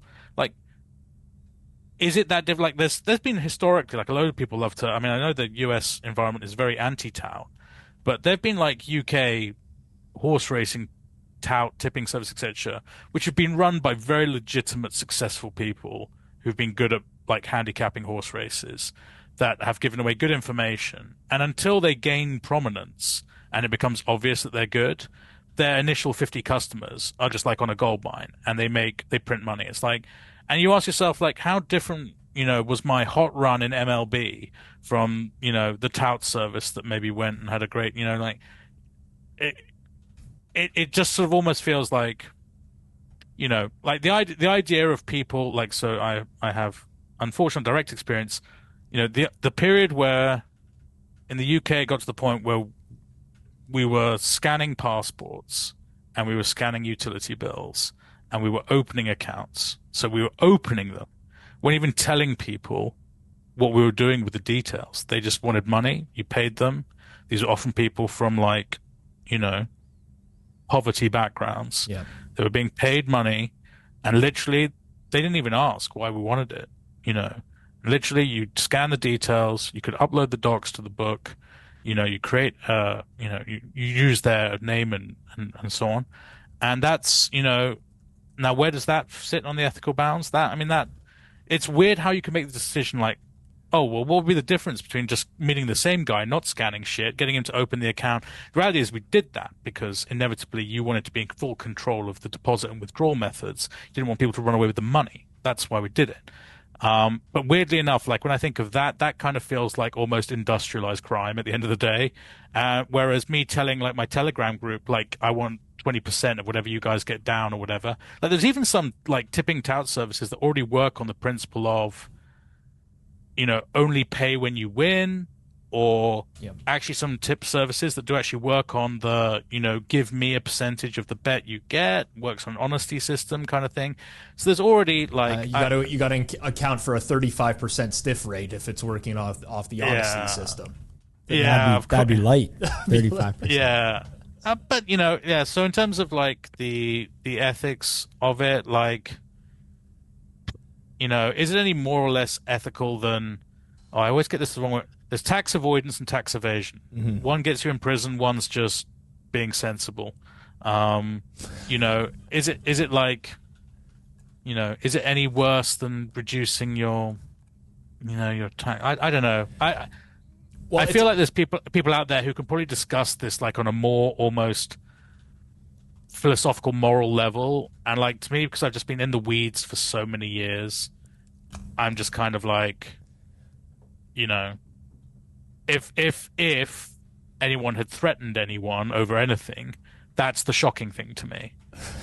You know, like the fact that someone was using a high roller or anyone else to get bets down, it just doesn't even sort of register as like I could read that sentence and not even think there was anything wrong with the sentence, which maybe says more about me actually than the thing. But yeah, I guess, you know, but I think the idea of like literally like 365 had, I mean, they're aware of this. I don't need me to tell them, but like they had problems like in places like, we're talking like places like Pakistan, Bangladesh, things like that, where the guys literally go into villages, like literally buying 500 accounts, like everyone in the village line up, get your pay, like whatever. Like it's almost weird how a question of scale and organization level can kind of make the difference in my perception of it, which I'm sure is wrong. You know, I'm sure someone will tell me, like, look, is it okay or is it not okay? Like, these people, you know, by law, if they're by law allowed to refuse your business, and this person is circumnavigating that via any means whatsoever, you know, surely that is incorrect that they are, you know, denying the business. Well, you know what? I'm sure there's hotels that don't want me to steal all the toiletries or whatever, but the shampoo bottles. What, I don't know. It's like, I'm probably the wrong person to really get into the subject, but yeah, it's also part of a larger discussion, right? Because this is mainly pro bettors, right? Like casual bettors not bearding into sportsbook. There's no need for them to do that, but it comes as a result of being limited by the sportsbooks that they bet at. So it's kind of like, well, you're going to do this bad thing on your end. In my eyes, you're going to limit me. You don't want to take my bets. Okay, now I'm going to circumvent your rules and figure out a way to get you. And it's like this chicken and egg type of thing. But I think the main complaint, like when you look through these threads of people who are arguing nonstop, it all comes back to, well, if they just took my bet, I wouldn't have to go this route, which, by the way, I still think is a lie. I still think there'd be people multi-accounting and getting additional liquidity, even if a lot of these books did take a bet. But that's where a lot of this stems from. And I'm curious, like, what is your stance on the pro bettors who are just complaining about limiting? Because to me, like, as much as I hate to say it, I just view it as part of the ecosystem now and like something you just need to figure out how to work around. I'm curious if you view it any differently. Yeah, I mean, like, so for starting multi-accounting, like, you know, when the exchanges started putting in premium charges, for example, for big winners, you know, people used to multi-account there. When, you know, people would try to gamify Pinnacle's profiling, people would multi-account there. I'm sure Chris got multi-accounting. You know, I'm sure if even Circa started to know the runners when they came, I don't know how Circa would be. Circa deals such a straight game, it's ridiculous. I have. They don't have an auto mover though, so they get double pop. Yeah, so I'm sure there's ways that like multi-accounting Circa would work, etc. Like, you know, but so yeah, so for starters, not me, Jeff. like, by the way, not me, Jeff. I wasn't doing anything. Yeah, I mean, a great example of like this would be like, so they have the minimum bet laws in Australia where certain horse racing jurisdictions you have to lay to lose, I think it's 2,000 Australian dollars.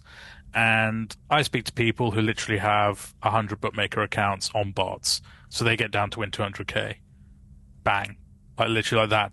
And the reality is that if any one of those books does not have a good enough auto move, because they only have to lay one bet to one account.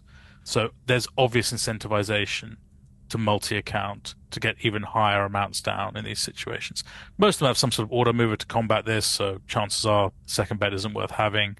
But you know, so yeah, so let's disregard the idea that somehow multi-accounting goes away. Like if everyone lays a, you know, it's impossible to find a bet that's big enough to satisfy the pro bettor. Yeah, there just isn't an amount that's fair enough to satisfy them, basically. So, you know, there's that. But in terms of like the ethic, like, okay, so here's a different ethical, like more broadly speaking, societally, like the ethics behind speculation for pleasure and profit, I guess. You know, is it that there is still essentially a taboo around gambling or frivolous speculation? of any description. And so because all too often in many parts of the world, gambling is categorized more as the sin, people talk about sin taxing at government level and so on. So if you have this perception that gambling is the boogeyman, it then becomes acceptable to gouge the boogeyman. No one cares about, treating the boogeyman badly. So bookmakers have seen, like, I don't want too many violins or too much crying, it's okay. But bookmakers have seen this incremental cost base that it's not a high, not particularly, I know people talk about like the massive high margins, like 10%, like broadly speaking, like after costs, bookmaking has not been a particularly high margin business. Good business, but not high margin. And every successive government has seen, or federal, whatever, has seen it as an easy way to tax. No one complains about taxing bookmakers. Everyone sees it as a valid tax target. Banks, when banks are making charges, the grocery, Walmart, you get one set of bank charges. FanDuel, you get another set of bank charges. Data costs. Okay, so we're, X company who's just bought the data rights to, the NFL. Like, if we had to sell to widgets on like fan websites, there's one price for that. Now, you want to sell that data to like bookmakers, there's a different price for bookmakers. So the general perception over and over again is that, and there's a phrase in the UK that's time immemorial, is you never see a poor bookmaker. It's like a cliched phrase that people say. And this is permeated, and also we should punish bookmakers because they're making money from other people's weakness, whatever you want to call it. So because this perception comes about, the cost base has grown and grown and grown. And we tripped over this point where a customer who loses slowly no longer became financially viable to support the massive product range that I've just talked about. Mm-hmm. All the cloud, AWS aren't reducing their bill, all these people, like the cost base, the tax rates, all the rest of it. There's been some good talk. Like it's really great that, for example, people like Joe Brennan and Adam Bjorn are talking about this stuff in the open. Alex Kane at Sport Trade talking about the costs that are incurred by these people. We've seen profit go down now, the exchange in New Jersey, etc. People are now starting to talk about these cost bases. And the reality is that if you get to the point where the only way to sustain the business model, and we can talk chicken and egg, like who was the, did bookmakers get too aggressive 20 years ago, make too much money, and that's why they got hit? Or do people just see them as an easy target to hit for costs? But our costs have absolutely, like I look at there's a big problem currently in the UK with talks about how large scale grocery stores put a lot of pressure on farmers. They're absolutely crushing them, like the lowest value, the lowest amount of money per liter of milk, per side of beef, whatever, ever. Bookmakers have got zero, like Bet365, which is, like a powerhouse, they get some negotiation. But even then, like everyone sort of thinks that like the big bookmakers have like the whip hand.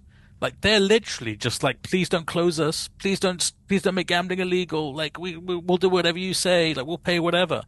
That's kind of what they're in. So when you get this rising costs they have faced over the last like 20 plus years, you get this situation where in regulated markets, the low value player, and the low value player can still lose, gets squeezed out, which is unfortunate, which is sad. So when people like bemoan like these big Twitter threads, like, oh, if they just it's like there's only so many customers. Like let's say you gave out free coupons to your restaurant for free meals. There's only so many free meals you can serve before it becomes like untenable.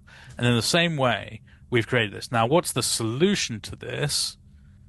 I don't know. Like what a lot of people talk about, like, oh, if they had more reasonable tax rates, they would like be more bookmakers, and there'd be more like grow the pie bigger, and there'd be greater tax revenues overall. And it's like, just play it back in your head, guy. Like, imagine if you're in front of the legislature. It's like, you know what the solution here is we want to just have more gambling. We want more people gambling, and the best way to do this is to not tax us as much so that we can get even more gambling going. It's like, if you're someone who genuinely is concerned about the risks of gambling, that sounds like, well, no, I just want to get some tax for what I find distasteful, and I don't care about growing the gambling industry as a whole and allowing more gambling. So, for me, like, It's on that sort of, so broadly speaking, like as long as ethically society finds gambling questionable, Yeah. there will be no limit to this cost rise. And as costs continue to rise, bookmakers will need to have higher and higher margin customers and margin products. And as this happens, you'll get to this point where the customer that, the bar that gets raised higher and higher, where a customer no longer is worthwhile having. And there's only so many of those that can be sustained. So the reality is and like, we can look at this from perspective in that, if you're a Pinnacle or, Planetech, group of bookmakers, whether it's Prime or Chris, whatever like that, the greatest bit of due diligence those people end up doing is the cost-based analysis of going into a regulated territory. How feasible is it? Like, the tragic, like, Jeff, when's Circa coming to my state? And it's like, it's coming if it's financially feasible. They want to be in states. They want to do these things. Same with Prime. Same with, like, when's Pinnacle coming back to the UK? Not sure. Like, it's one of these things. And the funny thing about the UK is actually remarkably reasonable, really, by cost standards compared to many areas. So for me, it's kind of like the people who are like really kind of obsessing over, that it's kind of like maybe just acknowledge that heavily regulated markets is going to be a struggle to accommodate you, take out my new academy course on how to be a pro parlay bettor and bet that system into the regulated books. We'll add that on to the one that me and Johnny are doing as well. We'll do it as an upcharge. No, it'll be if you buy our course in the next 10 minutes, then you get access for free. Yeah, and a free Pinnacle Circles Off merch. Exactly. Nice. And then I think to myself, if you're constantly facing this, I still understand why there's not just like a realization of like the world is working against me doing what I'm doing, and because we have developed a solution for transferring funds outside of the conventional banking system, and because there are still places where I can play, just broaden your horizons and just stop being old man shakes fist at sky about everything all the time, and bet into the places where you can bet, or just like just stop like what I find so funny is that some of the people who are like raging the hardest are quite possibly some of the people who opened like 50 FanDuels last week. Exactly. And it's like, come on, it's like, it's made your life harder, but not that hard by the looks of it. It's like, so, do I feel sympathy for the guy who's like been losing like at 1-2%, just straight betting like whatever, and that guy suddenly gets limited.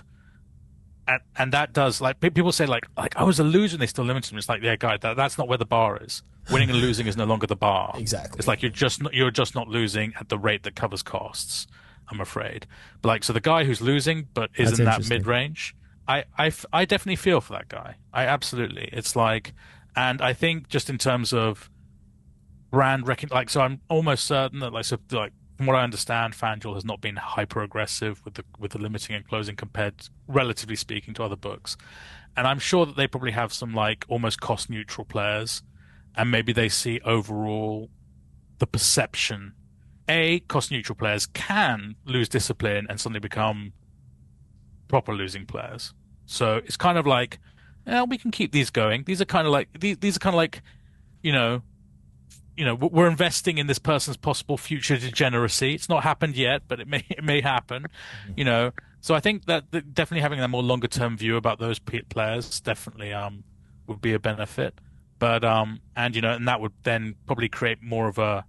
It's interesting that like we went from all rec books are scum, and I really do feel like FanDuel has like this alternate perception. Well, and like what are the ones that are there's like Spanky's allowed to bet there, and he's allowed to bet somewhere else. I can't. Is it? I believe he said Superbook. Superbook, yeah, maybe like that. Yeah. And you wonder, like, cumulatively over time, being the person who's like wreck but not a complete dick. I wonder if that like has good brand messaging maybe overall. But I still maintain that the guy who's betting 20 SGPs every week, like, as far as he's concerned, can't believe this product exists. It's like he probably thinks of it like the same way when I see something entertaining on Twitter. It's like, can't believe this app exists. This is brilliant. I get to just be entertained and like, you know. So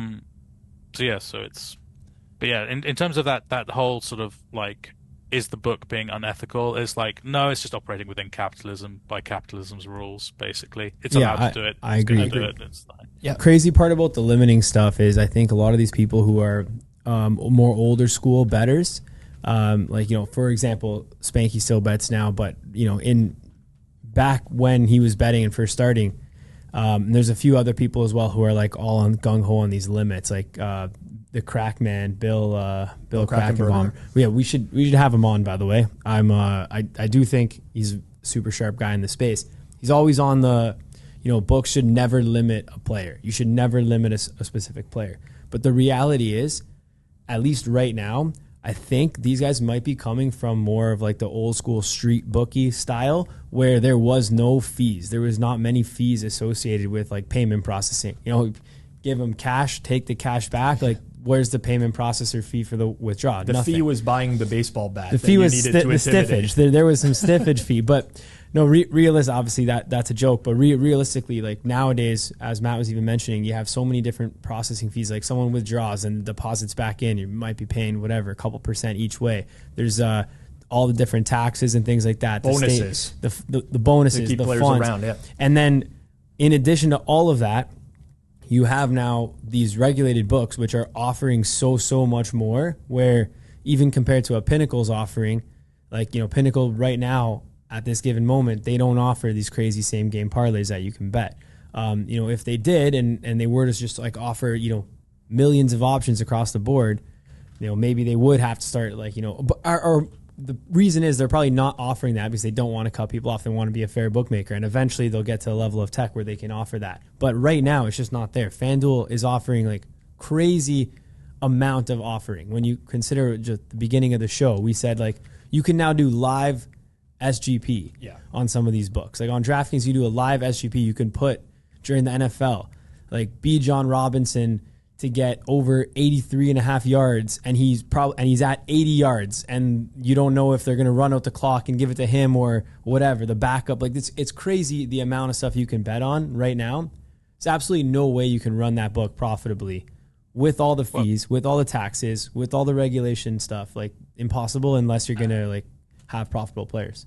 And with, you know, going to the real old school guys, what I think sometimes also goes slightly missing is like, you know, use the sharp players' information, right? So the process of like someone like Pinnacle or Chris, like that, someone with an auto mover, is that we have to move the price because the price was clearly wrong. We've identified this person as sharp, so we need to move the price. When we're moving the price, we're trying to get to, yes, the new price, but also we're trying to find a free hedge, essentially, for the bet. We know that that person wins long term. If every time they bet, we move our price, we can take the counteraction within the VIG movement. So we literally are selling out the bet without it costing us money. Now, if they're really, really good, we want to move the price aggressively, hold the price, build a position with that person, right? All of that. I've said that in 30 seconds.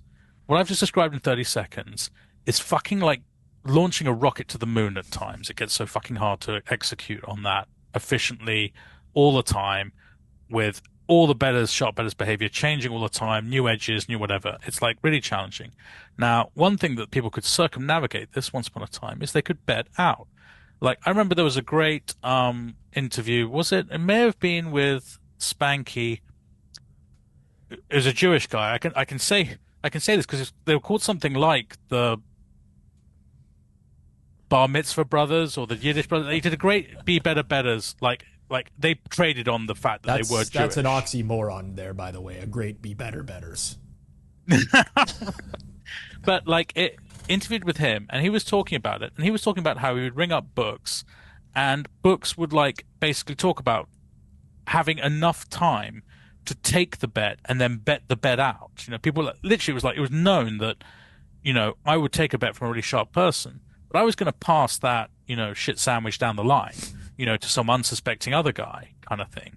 And like in the offshore, there used to be a lot more like, you know, betting out once upon a time, and you get this situation.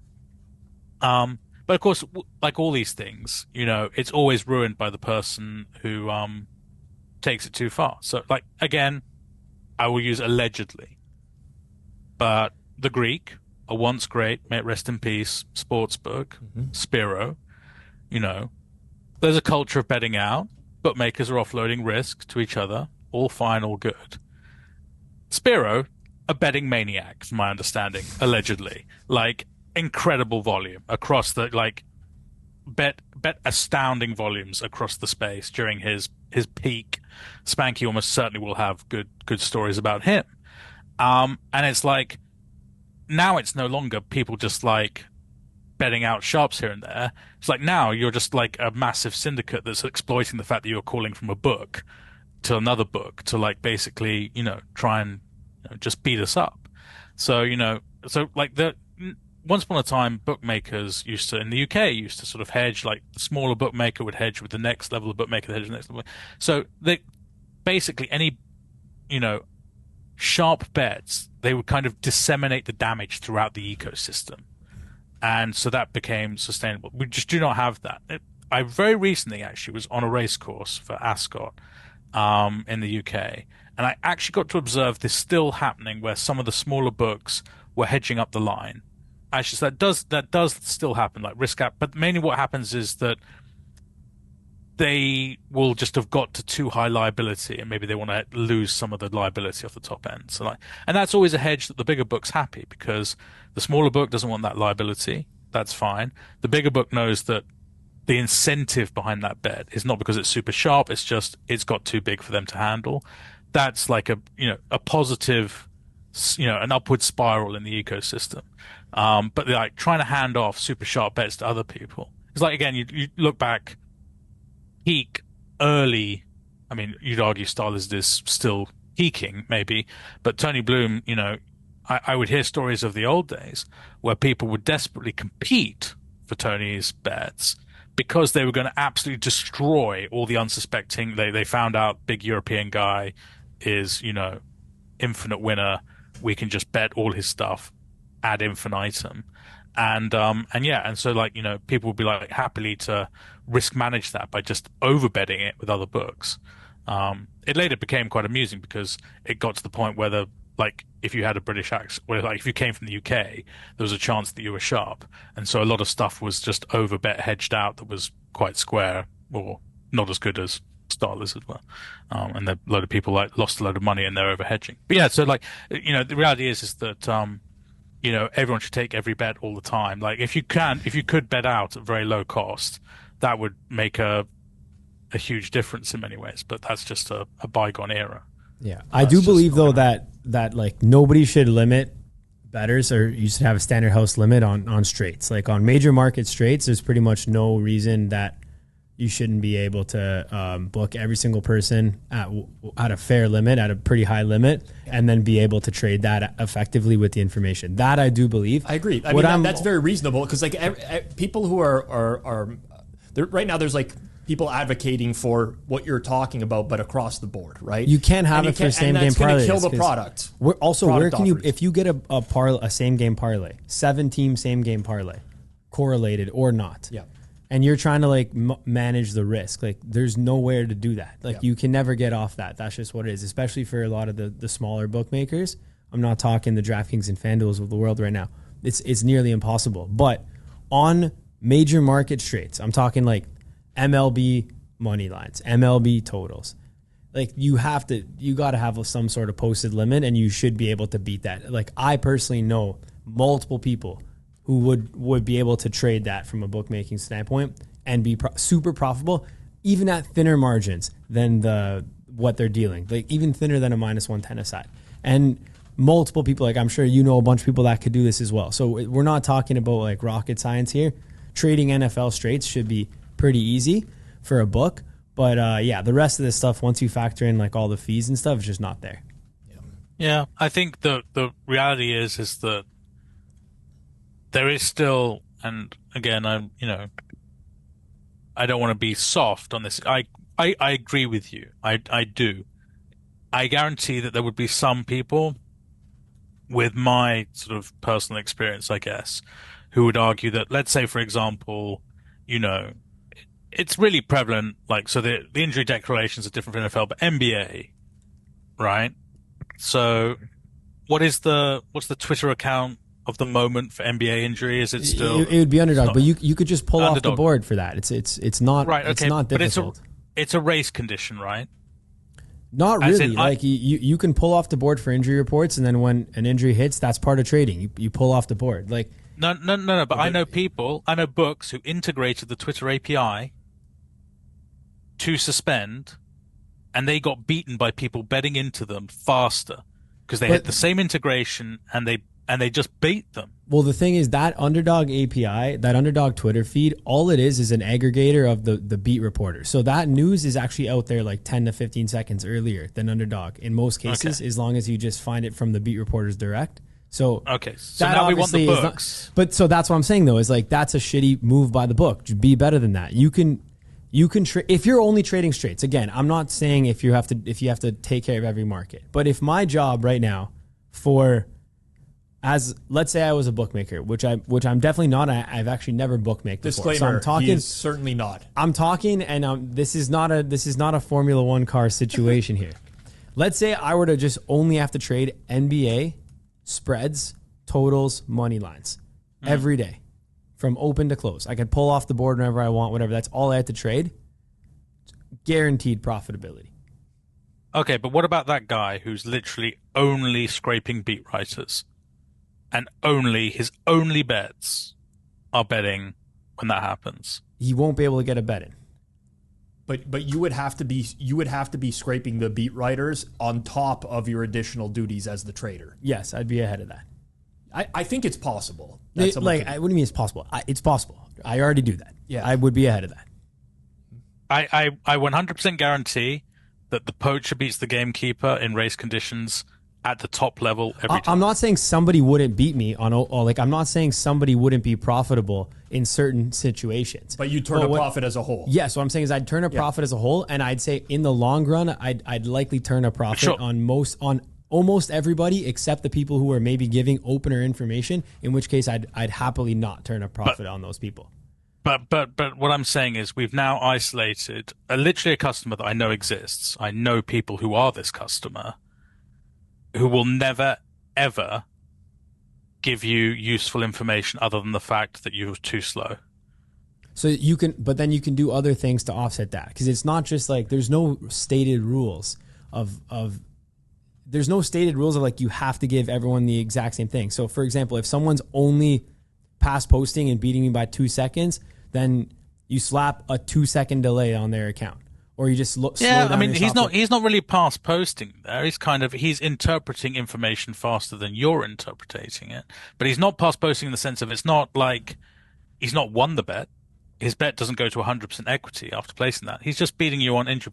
To me, that guy's still the cost of doing business. I'm fine with him, right? You could do though is in terms of posting full limits to everyone, though, we are saying that guy, once he knows that he has got his in, he's going to set that bot up and he's going to go to lunch and he's just going to be eating away at your underbelly all the time, every day. And if that's, what you can do is if he becomes so good, which does happen at sharp books, if that guy becomes so good, you stop looking at the Twitter feed or the beat writers yourself. That guy, he just offlines the game, whatever, like that. Yeah. You do that. But what I'm saying is there are some people out there who do not want to entertain someone who basically is systematically like making money off you in that way. Now, the debate over whether you should entertain that person or not, I would say for the greater good, let's say he becomes so good at like NBA injury information, he's an employee at that point. He literally is. Instead of paying some guy to watch the Twitter feed, we're now employing this guy. And that's, that. So I'm fine with it. But I can definitely see how there are people that are like, what is that? Like, we've gone through our lifetime value calculations for this customer. Like, this customer, we had to pay bank fees on him. We had to pay to get him in the door. He used the bonus. And now this is all he does. I can see how at executive level, the trader is up against trying to convince people that customer should be allowed to live. But we're talking about a very isolated group of people here, right? Of course, there's only some people who go to. It's probably like who's elite, I think Hagrid's an elite scraper. I seem to remember someone saying that Hagrid's like, top percentile of scraping people in the world or some sort of shit, So yeah, so maybe we're talking about that. But like, I'm guessing that the funny thing is that every time I think to myself, like, oh, it's okay, like one of these, you'll then hear the story about the guy who like, yeah, so I packed up my family, moved to Colorado, scraped the entire planet and made $2 million one year. And it's like, oh, wow, shit. Okay. So the people's appetite to scale an advantage, like risk of ruin is great for this. Like you hear like, oh, so how much could people really make from air miles? Oh, it turns out they've bought $10 million mansions with their air miles. And it's like, okay. But like, Johnny, I completely expect if you're trading straights on major markets or major sports, I 100% believe the committed trader will make money on that. And I don't think any major book is not making money on that. The question is that anyone who basically impacts the bottom line, where's our tolerance to it, I guess? And the tolerance probably should be higher on the straight markets as a reputational, this is the product we want to project. You want to keep some of those old Vegas values, and everyone else is doing their money on online casino, SGP, whatever. So we can afford to do that. I am like, it's absolutely cool. But what is fascinating is the moment you like set what you think are fair rules, it's just incredible the people who come out the woodwork who then are like, hold my beer, let's go. They're like, this guy says he can take me on, like it's fine, let's go, kind of thing. Just because like I just inside Pinnacle you just see a lot of just plain sick shit, and it's like, yeah, okay, just like that's what happens when you don't boot the player. They're like, yeah, we'll see what we can do with you now, kind of thing.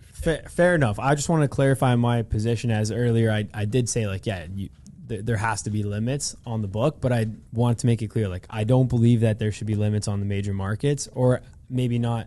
You don't have to have like super VIP stuff, but no, like, should I be able beat to do him? it. Could I beat him? Rob, what I want to know is like, where do you set, so minus 110, so 4.76% expected theoretical hold. Like, where do you set Johnny's over under on, like, okay, I'll put it into context. What are you saying? Right? What are you saying would be my hold? I can tell you minus 110 on both sides. Do I get to bet out or no? Do you get no betting out? Just in terms of people betting into you. I can only book no betting out.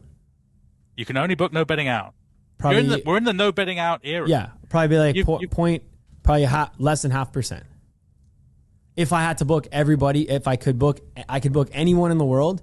I'm only taking on sharps, probably 0.5%. If I have a big rec presence, then it'd probably be like 1.5%. And I book tight juice as well.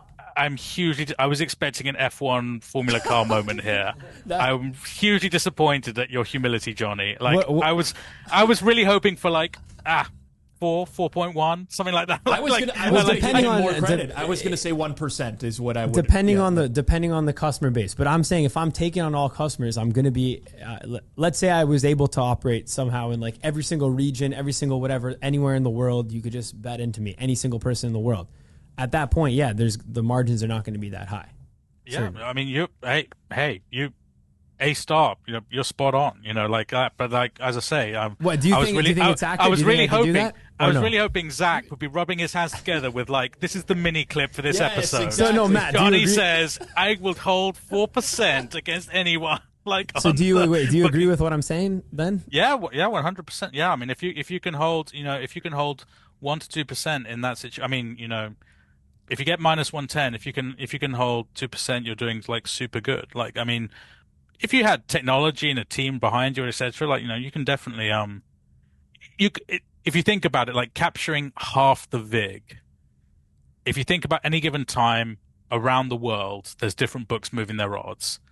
And if you think about it, like there'll be a moment where someone goes minus 120 plus 100. And so then suddenly you are like half a VIG best price. Like, so, and you get exponentially more volume when you hit best price versus when you're not best price. So essentially, like, if you're really optimistic, you can hope to capture half the VIG in these situations. But the reality is that, that is kind of like the dreamland. Like, don't get me wrong, there's books who like have massive, like loads of books around the world who'll have products where they have 100% margin capture because the population of the, it's just so square, like almost 100% even on straights. And it's like, okay, that's doable. But like, yeah, in your situation, if you're head of like major sports, major three markets, betting to -110, you've got to take on all comers. Like, yeah, if you get up to 2%, that's pretty good, I don't it's think 2% very is good. feasible for NBA with what I'm saying here, but I mean, you wouldn't have a rec market betting into you. We'll see. The thing is, he's gonna get some recs. Well, no sharp book. Here's the thing. Like I'm talking, let's say I were to just do this, but like with the full team at the FanDuel customer base, I think then I can potentially get a little bit higher. But if you're just saying like it's a new shop, this is going in, that I don't think so. And also another thing to factor in is I'm basically gonna be on like close to best price in market on one side if I'm actively trying to trade and take 2 extra. I'm going to be likely on one side. I will be taking bets. Like any sharp will only ever hit me on like, let's say it's Ravens Titans. I'll be like, all right, this guy's building a position on the Ravens right now. Like no one's hitting him on the Titans. If you have a rec base and I have a worse price in market on the Titans and people are hitting that, then yeah, I mean, I guess, but it doesn't make sense for people to hit that side. If you're looking at having any sharp base, no one in the world's going to hit me on that.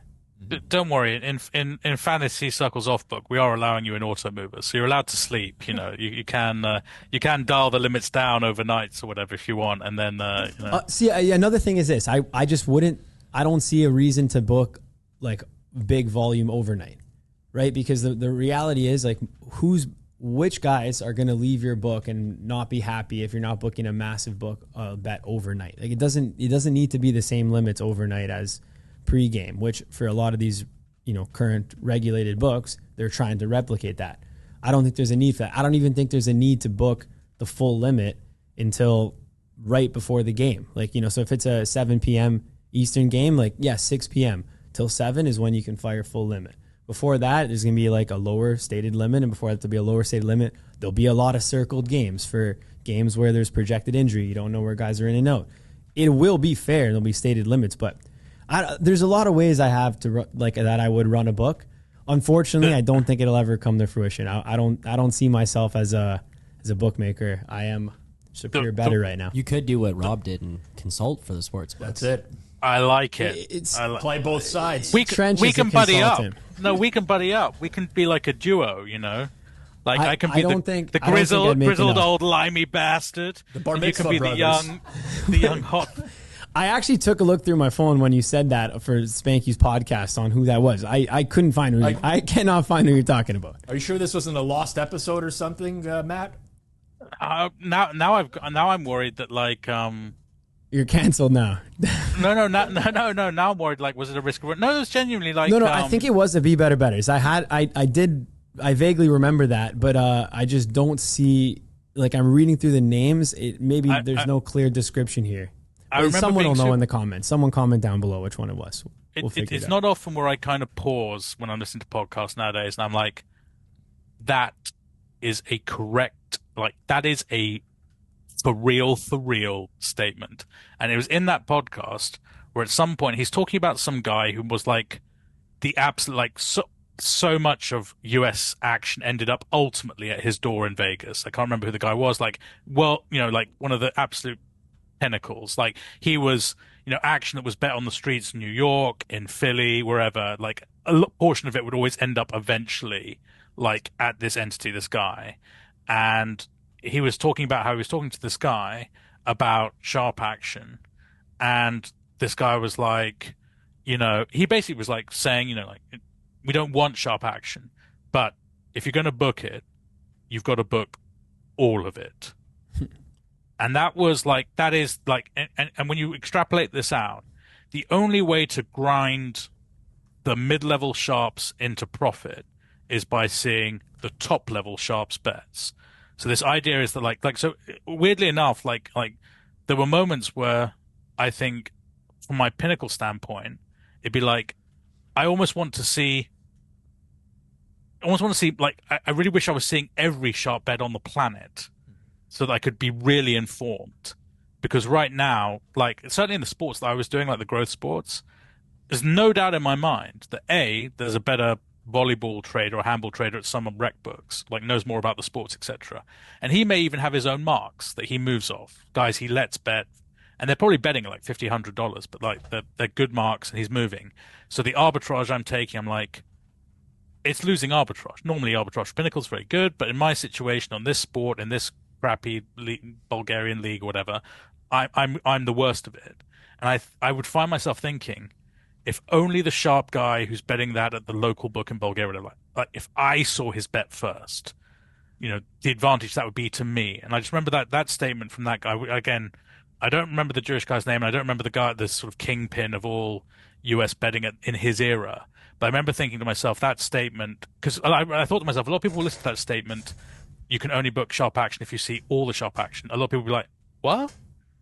What more sharp action is good? And it's like, well, no, that's the thing, is it does kind of get to that tipping point. Like if you don't have the costs associated, where literally if like I can like power rank every sharp on the planet, then I know that, well, if this is the number one sharp in this sport, I don't need to worry about the 10th ranked sharp anymore, because I now know, like if I got the top 3 and I get to see their 3 hand, they get to play, they're playing cards face up with me and everyone else can't see them. It's like, yeah, I'm gonna grind out all those other pseudo sharps, no time at all.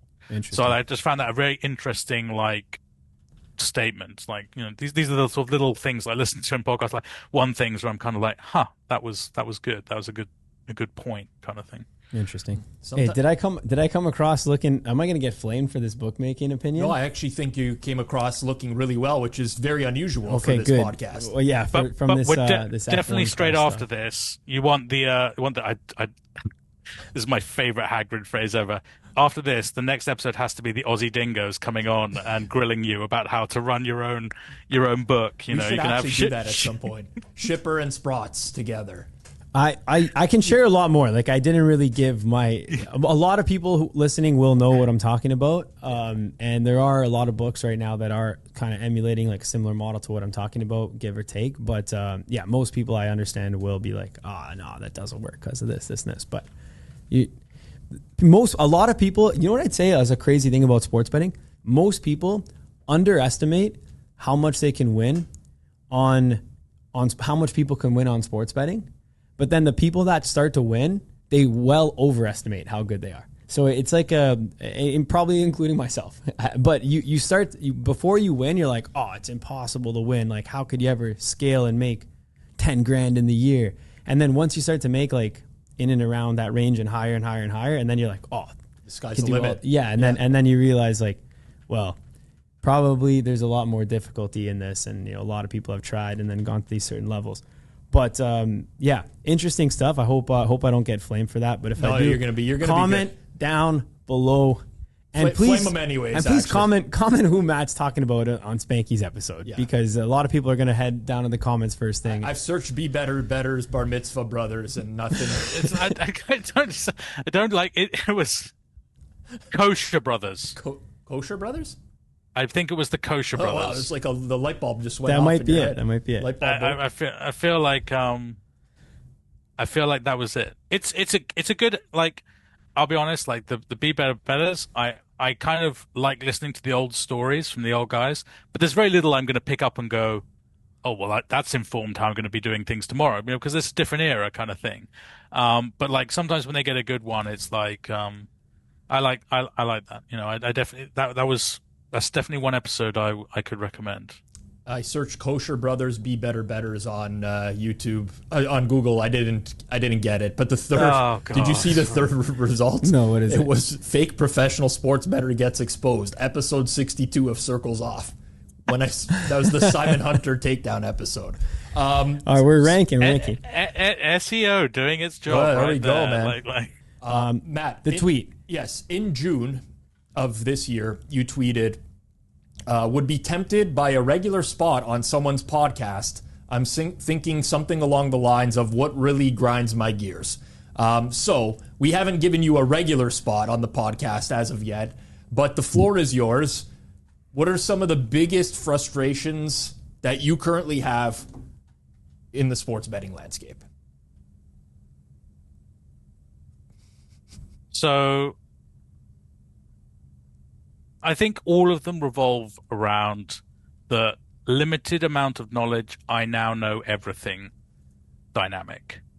So I have been doing X betting angle for 6 months. I've got it solved. And it's like everyone knows that when it's a snow game, you want to be doing X or whatever.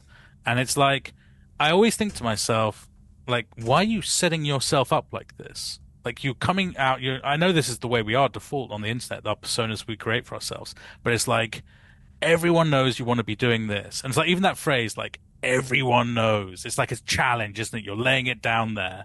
Like, this is the absolute fact. So I think literally each week on Twitter, like, I will see something where people like just state as fact, this is how it is.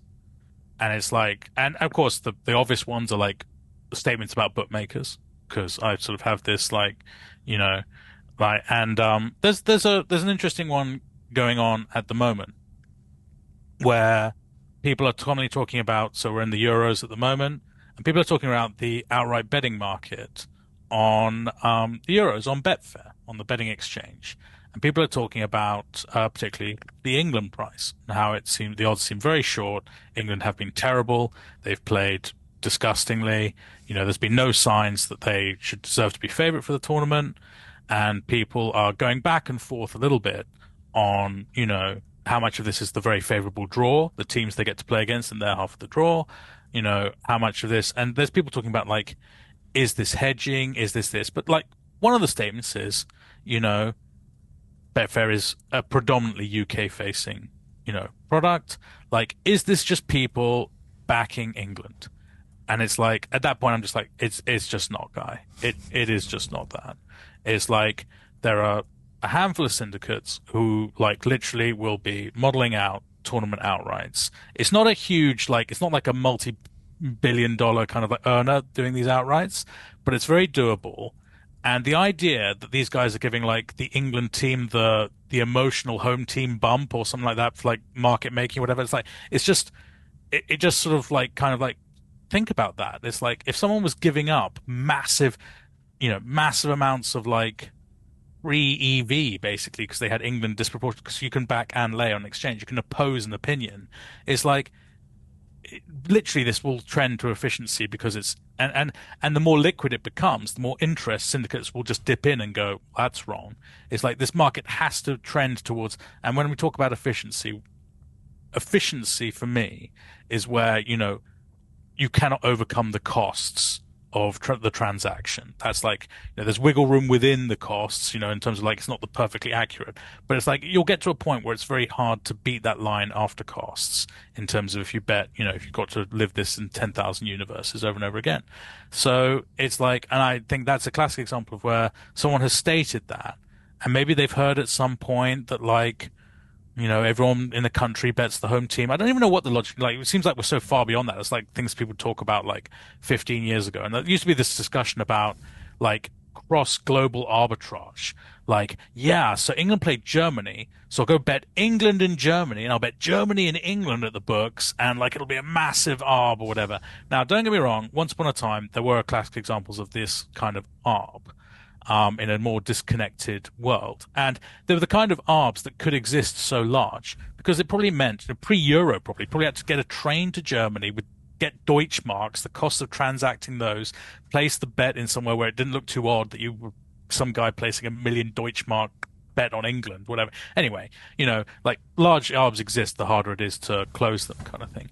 But, you know, the idea that in this day and age with, like, I'm sure there are people betting into Betfair who are, you know, syndicates from around the world, you know, they've got someone, you know, got access to an account in the UK, you know, all with their own calculations. You know, everyone's going to be using some form of player-based model to evaluate the teams, to create team ratings. They're going to be simulating the basic, you know, outcomes that can happen from the games. They can have a momentum factor built into, you know, how much better the team's rating will improve depending on the performance getting through, et cetera, et cetera. Like, multiple different models will have been run on this problem and aggregated and backed up with real money. So the idea that it's like, oh, just all the recs just press this England price in, it's like, just, yeah, that grinds my gears. So, and there would be one of these, I think, almost certainly, like, I mean, sometimes it feels like Twitter's out to get me. Sometimes it feels like there's 5 of these a day, but like, you know, I'm sure one a week would be no problem to come up with.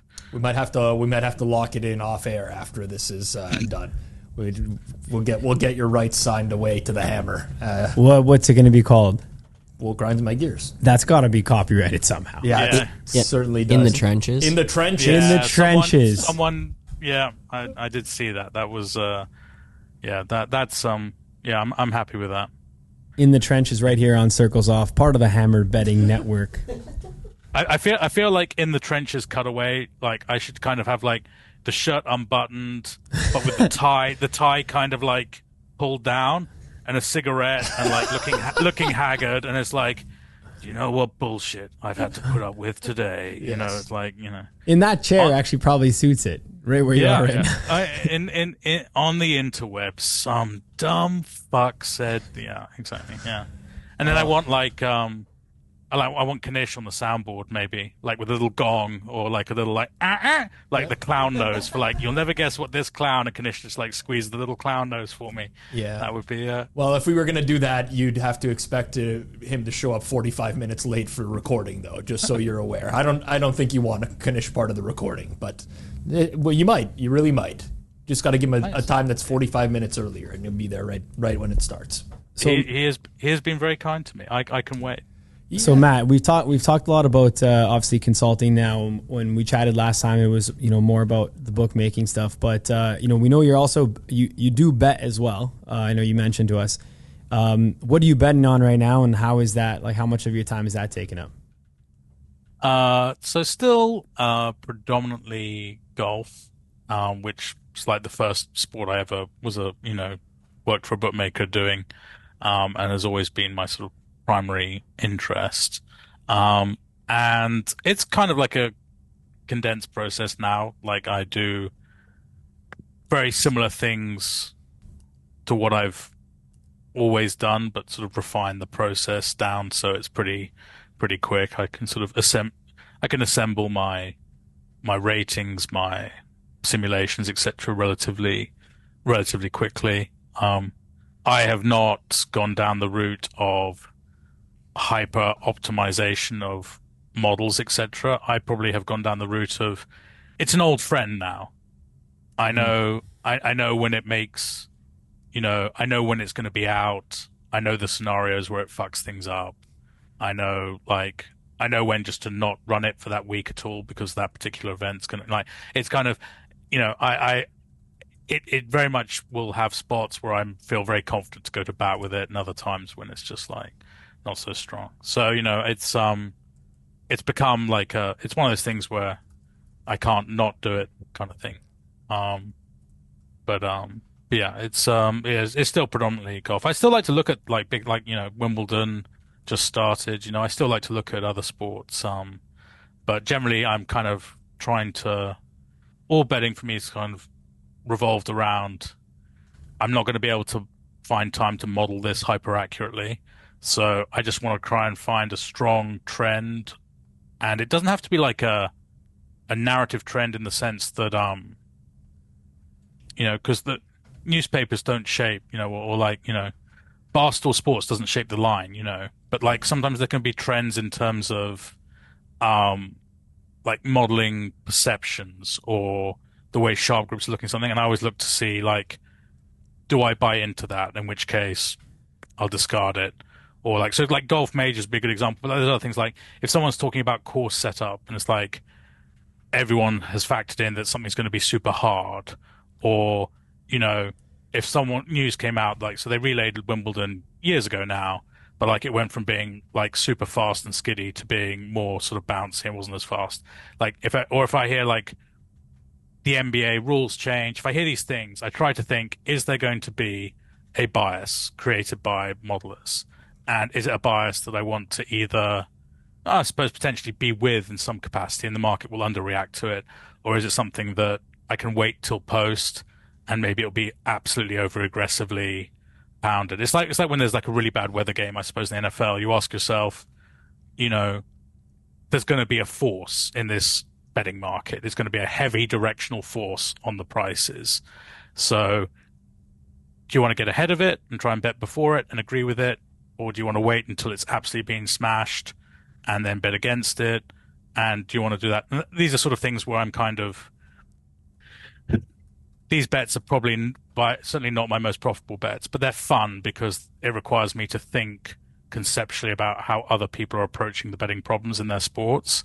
And it's, it requires me just to pick a side and an entry point and find the best price I can get, rather than hyper granular, build the model and spec it out and do all that kind of stuff. But yeah, in terms of how well I've done on that versus how well I've done on betting golf, it's not really comparable. But big events come round. It's always enjoyable to still have a look at that. All right, Matt, listen, we already had the episode last week. You were rated the #1 episode of Circles Off history. All right. Many think you would already classify you as a legend, without a doubt. But I'm going to give you a chance right now.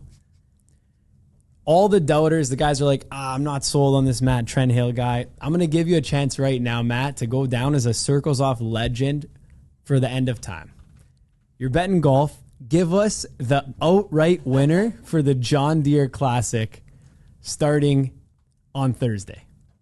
You've put me massively on the spot. I haven't even run it yet. So I couldn't, I don't even know the final, the field. The final field.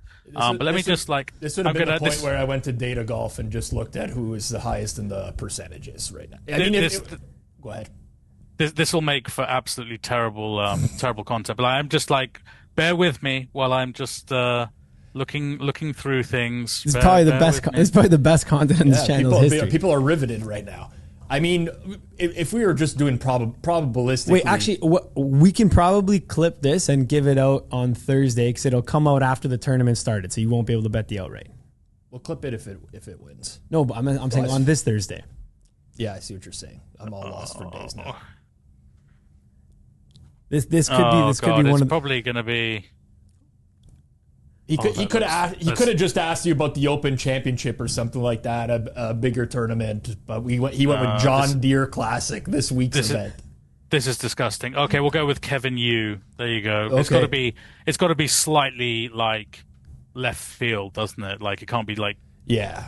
I've got no one expects you ran your model and it came out with the favorite. Well done, you. It's got to be okay. So you're betting that at we'll quote Pinnacle price here plus 47.65.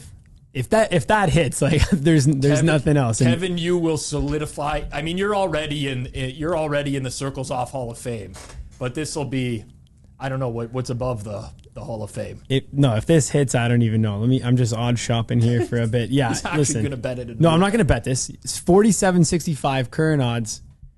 You call your folks at Pinnacle, tell them to check my account. You will not see any bets on this. I'm rooting for this harder than I would root for my own bet. If you win this, that'll be an absolute legendary move. All right, one more what question. What happens if he misses the cut though?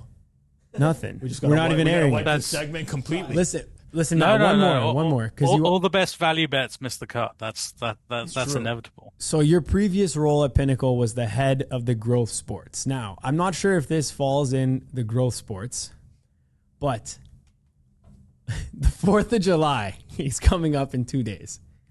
How are you possibly going to attack this hot? There has to be value here with Joey Chestnut missing the contest. What's the move here? 100%.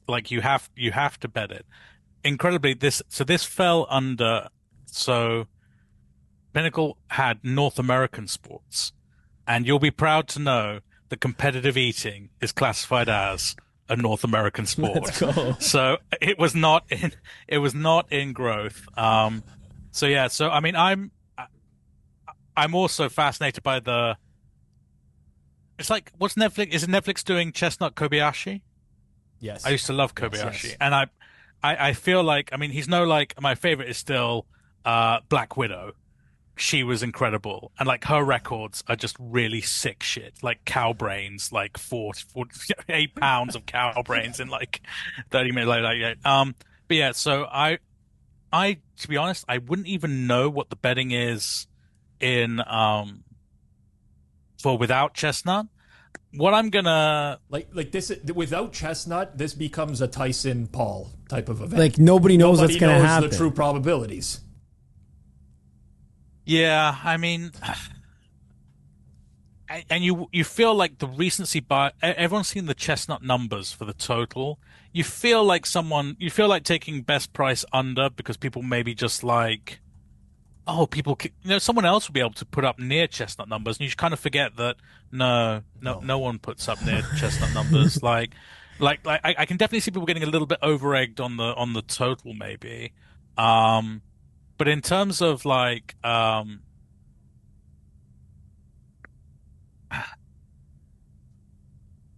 the top betting the outright. I mean, I feel like there's going to be a lot of caution there.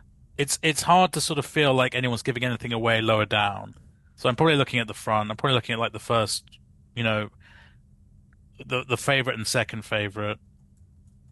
Generally, people can be a bit bigger on the favorite in these kind of situations. When there's like perceived uncertainty, people can quite often select the favorite, like at books. Like if you're pricing this up, like and you'd literally price this up from hand, just shooting the shit with guys on the floor, like, who do you think's this? Someone pulls up a YouTube video, like, oh, I watched this guy do this or whatever. And you're like, so in those situations, like sometimes if there is a clear favorite, but he's like, I don't know, let's say he's like plus 150. That is right what we're looking at right now. There's two people that are in, under plus 200, and then you got a decent wide open field. Historically, Chestnut's been off the board. Yeah. This will sound horrendous, and again, probably just come back to bite me horribly. But in that situation, I feel like if the odds makers have isolated two people who they feel are the more likely winners, collectively they put them in for too little implied probability. So Dutching, like betting the fares minus 900, both of them to combined or whatever, can like be the bet potentially. Because people feel like, I put those two guys in and they've added another 8 guys, and they're like, whoa, we're up to like 150% book at this point. Like that looks safe, that looks easy. And quite often it's like, guys, you kind of isolated that it's probably one of these two. These two probably should be a bit shorter. But this is kind of like, I'm assuming in a world where there's no modeling for this, really. The expected dogs is probably not yet on the. No, that'll be up though. That'll be up. There's one spot. No, but as in there's no stats. No one's done the computer vision on like, expected dogs model. Dogs. Yeah, expected dogs model. No. What are the advanced metrics for the hot dog eating contest? I'm gonna check length of dip, like the amount of time that they dip it into the water for. I gotta check what they have. This should be under entertainment for those who know the book I'm looking at. The last time we would have had you on, you would have given an answer of if you look 5 years in the future or if you go 5 years in the past, what advice would you give? We're going to not do that. But you would have never been able to give a plus EV or minus EV of the week because we debuted that segment long after you were first on. So we'll wrap it up on this, Matt. Could be plus EV, minus EV, could be in sports, could be in life, whatever you want it to be. Give us your moves of the week. Okay. So I'll give you a plus EV and a minus EV. So plus EV is, people often use the phrase wisdom of the crowds, and people often use the example for wisdom of the crowds of the county fair where you have a jar with a certain number of beans, marbles, whatever it may be, and everyone puts down their guess for the number of beans in the jar, and the average of the guesses is surprisingly accurate. People often use wisdom of the crowds when referencing betting exchanges, etc. What people don't drill in to really is the amount of analysis that was done on wisdom of the crowd sort of posthumously. So one of the great examples is they got people in the US to pick locations of hidden submarine bases, right? And they found out that when you take wisdom of the crowds of people who have no domain knowledge at all about, like, they don't know what makes a good submarine hiding place, it was pretty rubbish, right? It was not that great. Think about taking wisdom of the crowds of like every Celtics fan on what the price should be for the Celtics to win the NBA championships. Like, right. It's like, it's not, so, and they at least have, suppose, some domain knowledge, but they've got a bias, etc. But what they then did was they then asked several naval commanders and like the top people to where they would hide the bases. And then they took an aggregate of that. And that was like freakishly close to where they did then discover like submarines hidden. So this became known as the wisdom of experts. So a smaller group, not a massive wisdom of the crowd, smaller group of people, wisdom of experts can be applied to provide a very good assessment. Now, in a world of information overload, Twitter is the prime example. You need to be able to distill the crowd to the experts. So you need to get to that point where you're following 100 NFL accounts, whatever it may be, and you don't want to excessively duplicate the information that you're receiving. You want to constantly pare it back, until you get an opinion that's essentially what they would call an ensemble model of the 3-4 people that you most trust, and you're looking for consensus amongst these people. And this can be like on how to decorate your apartment. This can be on nutrition, politics, whatever. But if you've got like, a lot of people think like, hey, I've done the lists on Twitter, solved it. If your list has got like 4,000 people in it, you've solved nothing. Like, you will need to get to the point where you have, and you've got to be constantly pairing, and you be ruthless. If you're 4 top experts, you suddenly see some guy just running on tangent and it's like dumb, you know, and the other 3 guys are like, you can see that they're really not vibing with the 4th, and then the 4th proves to be horrifically wrong. You know, we can sub him out, you know, bring in, but, you know, you've got to constantly be having like this quorum of people that is tight but experts, and that, you know, that is a way to manage what is ostensibly just absolutely just an overflow of information in this day. That would be my advice, and like I say, you can extrapolate it to all areas of life. I would say one of my favorite pieces of advice that's been given out is because kind of the way that I learned the ropes for sports betting through gambling Twitter before, and I went from rec to semi-pro and pro, but it was very hard to really decipher what's valuable and what's not on gambling Twitter in the early days, and I've lived through that. Really solid, honestly. It's still difficult today to decipher. It is. It's really challenging to follow that up with the plus EV move that I was going to give out this week as well. Go ahead. However, but I will say, if you can see this is your opportunity when you're curating your information sources. You are being the Pinnacle profiling algorithm. Remember, we talked about taking all sharp action. The top sharp action should beat out the lower. So you can basically look at the aggregate opinion of your best opinions, and you see people who disagree with it. And you can almost simulate them betting opinions against each other. Now, there's no, but you've got to mentally keep score, because you'll see time and time again, like, these people were the best takes on aggregate. Maybe they had 1 or 2 teams they didn't get right for the season. But you can basically do this.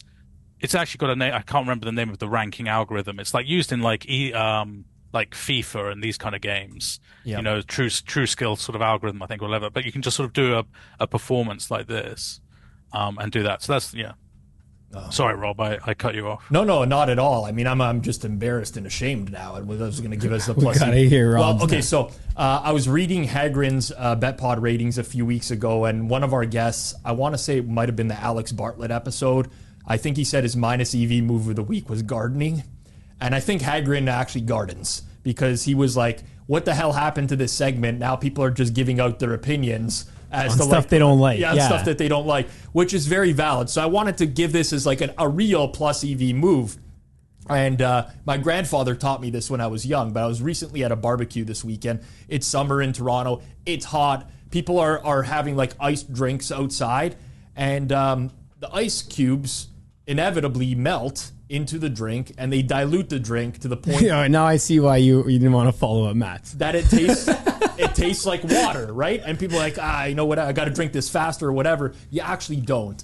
A little life hack here, plus EV move in the summer: freeze a bunch of grapes in your freezer. Just get a bunch of grapes, freeze them. Anytime you want to have some sort of ice drink outside, or where the possibility of the ice is going to melt, just toss some grapes in there. They don't melt, doesn't dilute your drink, doesn't end up tasting like grape either if it stays out for too long. So just a little, nowhere near the advice that Matt just gave here. No, but this is infinitely better than my EV move. They have multiple things. The other thing that is another beauty for this is, because by and large it's a horrendous thing to eat, in my opinion. But grapefruit segments make incredible. If you want that acid zing, so it's like putting lemon in a drink or whatever, take the edge off the sweetness. The grapefruit segment frozen is, again, another great ice cube supplement. Like grapes, I like the grapes. Beautiful. I believe this is the purpose of the whiskey stones. Yeah, I have whiskey stones as well. But anything like that, like you don't have to use ice, is what it comes down to. There's alternatives you don't want to water down your drink. Ice, and I hear people complain all the time. But I thank you very much, Matt, for saying that it was a good plus EV. It means a lot to me. I felt a lot of pressure after yours. So I only have a minus EV, but this is probably going to be my best one ever. I'm the most passionate about this one. Okay. So you never start like that, by the way. That just sets yourself up for failure. I don't even care. This is how good this take is. And I really hope people agree with me, because we have in the Americas right now, and maybe in the whole world, this is somewhat of a, maybe you call it an epidemic. I'm not sure. But people are arriving to the airport too early before their scheduled flight. And the amount of cumulative hours that are being wasted is honestly tragic. I can seriously tell you right now, I have never missed a flight. I go to the airport with barely any time. I want to get to the gate just in time. The amount of people that are going to the airport 3 hours before the flight, and they're like, well, what if I miss my flight?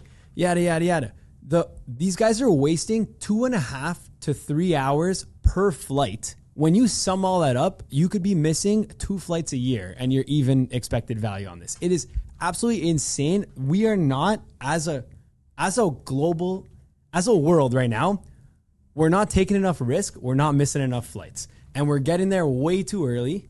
Personally, I've been trying to go like later and later, and I'm still going too early because it just, you don't want to miss a flight. I think another thing you do need to factor in, like, how important is this flight to me? So if you're flying somewhere where you like risk of ruin kind of thing, if you're flying to a spot like Toronto to Florida at 8 a.m. in the morning, like if I miss that flight, there's an 11, 12, 1, 2, you can get to that flight right away. Like you don't have to wait at all. If you're going somewhere where where there's only one flight per day and like you need to make that day for a specific event, I'm okay with you being a little more. Yeah, if it's for a job lenient. interview or something, yeah, okay, take the flight. Okay, early. Yeah. So that is my take right there, Matt.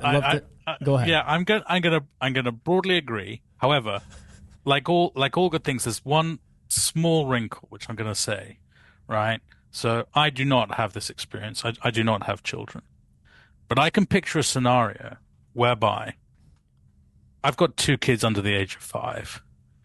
I don't get away much. Right? You pay for that lounge access. Honey, I've got to get to the airport 3 hours early. You want to be safe. Don't want to miss it. I've got to check in my golf clubs. Suddenly you've bought yourself a window of personal time. Like once upon a time, you were thinking just being able to go to the bathroom without my kids knocking on the door, that was relief. Imagine 3 bought lounge hours with the drinks coming, all the rest of it, and suddenly out of nowhere, you've created a mini oasis in your day. But broadly speaking, a lot of time wasted in airports. You're bang right, Johnny. Seems like Matt's a second plus EV for Matt right there. But that's just a nice. I just think to myself, I've got friends who've got if you got friends who've got children. You go to the airport at least 8 hours early, get your lounge access, book a massage, whatever you got to do. You deal with it for the most part. I would say if you're in a group of friends, I don't know how often you guys might fly, but ask your friends in a group of friends, be like, hey, have you guys ever missed a flight? And I would say it would be a favorite for the whole board to say no, they have never missed a flight. I would agree. And they're probably going to say this because you listen to this podcast. They might not listen to the podcast. They don't hear me right now. They're going to say, oh no, but my brother missed this flight. My buddy missed this flight. I know this person missed this flight. They then just say this: have you personally ever missed a flight? They'd be like, no, I haven't. And be like, all right, well, in this trip that we're going to tomorrow, instead of leaving at 3, we'll be leaving at 5. Get 2 extra hours. And also, go do something with those hours, There you go. It's not enough to just save the hours. Do something with them. I know. And people say this, oh, but I'm at the airport. There's the airport is one of the worst spots to be for free time. It's undoubtedly one of the worst spots to be. I don't want to feel like I'm rowing back on this, but there is that night. Like, I don't know. you're golfers, both you guys, aren't you? Yes. You're both golfers. Yes. Like that. I'm not being funny. Like someone the other day was like rank the best beers. And I think before like the group trip abroad with guys, like if the airport does have a nice place to have a drink, that kind of electricity that's building up when you're having the airport beer about to go on a trip together, that is like, I'm not saying you have to give it like a 3-hour window, but definitely make some time for that little moment to just like kind of build the, because everyone's kind of, what I love is that there's that moment, everyone's almost a little bit silly. You're grown men, but you're kind of almost like, oh, we're going somewhere. Like it's kind of this excitement. And that beer is like a really great beer. That's very true. An airport beer with the buddies. But if that's the thing you planned, sure. That's not, then that's just the use of your time. You plan to get there and do that on purpose. But yes, for the most part, I think personally of all the takes, and I haven't gone back and listened to my takes. I'm sure there's some terrible. I repeated a take last week. I'm sure there's some terrible plus EVs, but for my negative EV, do not go to the airport too early. I think it's my best one. Comment down below. Let me know. Very, very passionate about it. Matt, we'll let you go with your minus EV, and then we'll actually let you eat your dinner, which you've been waiting for. My minus EV is like a slight pivot on, I suppose, my plus EV, in that while getting a small handful of domain experts who can be, trusted, on a subject is great. I would say try not to become obsessive of like gurus or like sort of the master thinkers of the internet kind of thing. Like, I think that there are people who will tell me like absolutely straight up, like, I learned so much from reading Paul Graham's blog, or I read Steve Jobs' biography and like it changed the way I thought about this. Or I used to invest this way, read Warren Buffett, whatever. And I hear about this, and I'm always slightly worried when I hear people say this, because going back to that survivorship bias, whatever, it's not even necessarily survivorship bias, but incredibly successful people are often the product of incredibly unique circumstance. And people kind of really like you can be your own unique snowflake. You can be a great thinker. The key thing is just to think and think more and put more effort and argue things from both sides in your head, make more effort to make coherent arguments, all the rest of it. Do not outsource your thinking en masse to someone who you perceive to be worthy of doing your thinking for you.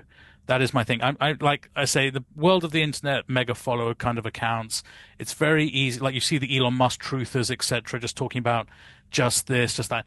And whenever you dig into their stories, you'll find something which is so uniquely lucky, or maybe they just had certain, like a huge genetic advantage or whatever it may be. And you're just like, you're not replicating that. Mm-hmm. And yet they afterwards will justify their success based on the narrative that they want to project. I worked harder than everyone. That's why I succeeded. I was, did this or whatever, these kind of things.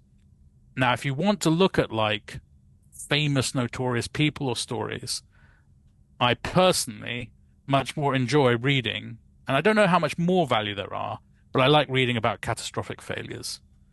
So I love reading about Enron, things like this. I love literally looking at how, because there's no bias in it. We know it failed.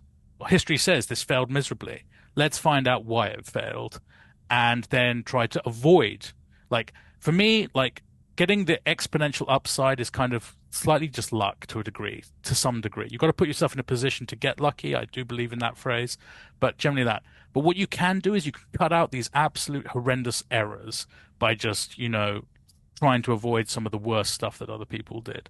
So like, if you want to follow like, a guru, like, to me, it's like, try and find someone. I'd rather read the story of like, I'd rather read the story of the guy who went to, no, good example. If the guy who did W6, like, who they recently found, some gambling website recently found him, like, so W6 very sadly failed because of a multitude of reasons. Like, you can find the articles online, right? It was a really interesting project set up by two really interesting guys, I believe, and so on, right? I'd rather read his biography than the biography of Denise Coates, who's family founded Bet365 and was astronomically successful.